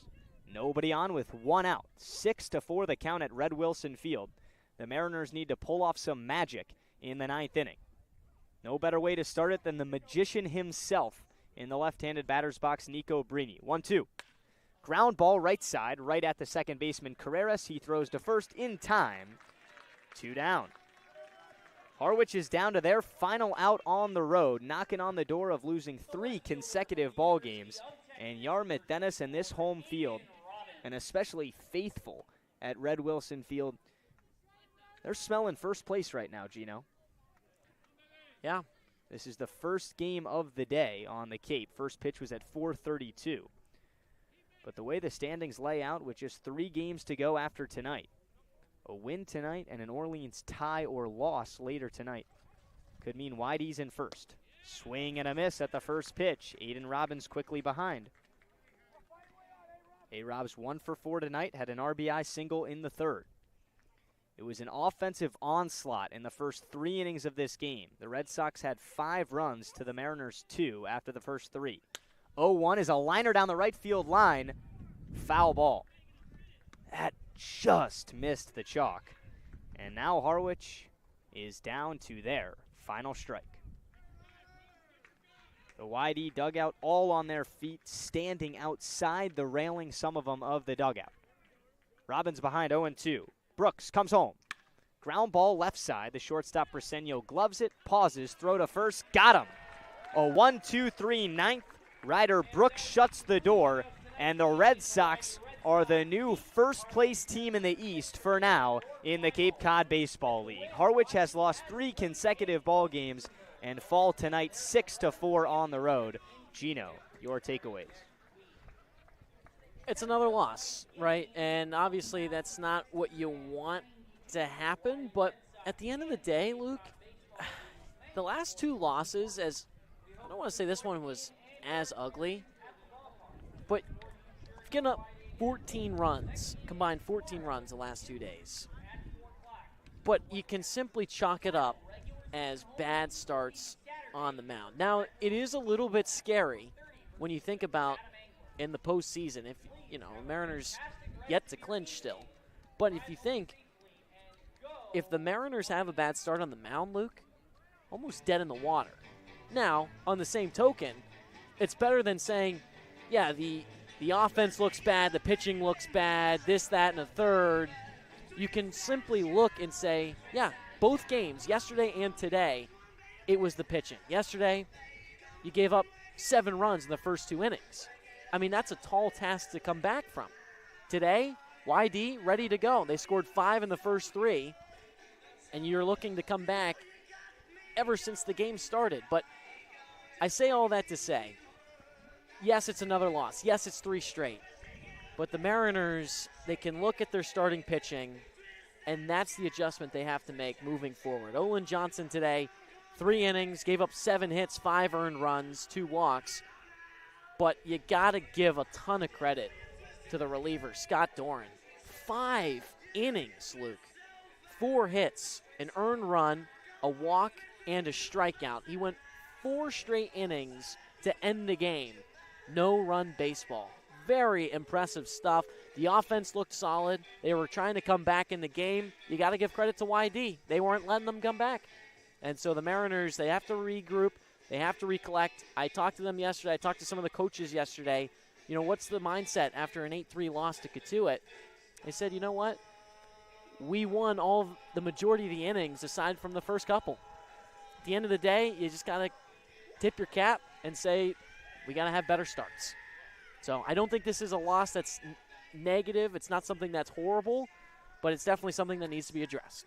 Absolutely, and when you talk about things that need to be addressed, when you lose 3 in a row this time of the year, you can't just say, hey, it's a bad start. You're right. Even if it is. You got to find new ways to win ball games. Absolutely. And you look at the scoreboard, 6 runs in a ballpark like this, a place where you've dominated offensively, a hitter-friendly yard. You got to be able to generate offense, and they did in the middle innings. They scored 1 in the 6th, 1 in the 7th. They were striking in the 8th, but just didn't have that big hit. And it looks to be like that's going to be the difference for Harwich this summer. When they can score early and get a good start, yes, it's smooth sailing. But if there are some patchy waters, a little bit of turbulence on the way, how can they navigate and find alternate ways to get runners on, get runners in scoring position, and then drive them in? That was not the story tonight. That's 3 consecutive losses. The Mariners will get back at home for the first time in what feels like a long time against Hyannis tomorrow night at 6:30. We'll have the call on Cape League TV. But for now, the Red Sox improved to 19-15-3 on the summer. The Mariners 19-15-3 as well. It's safe to say it's a tight one atop the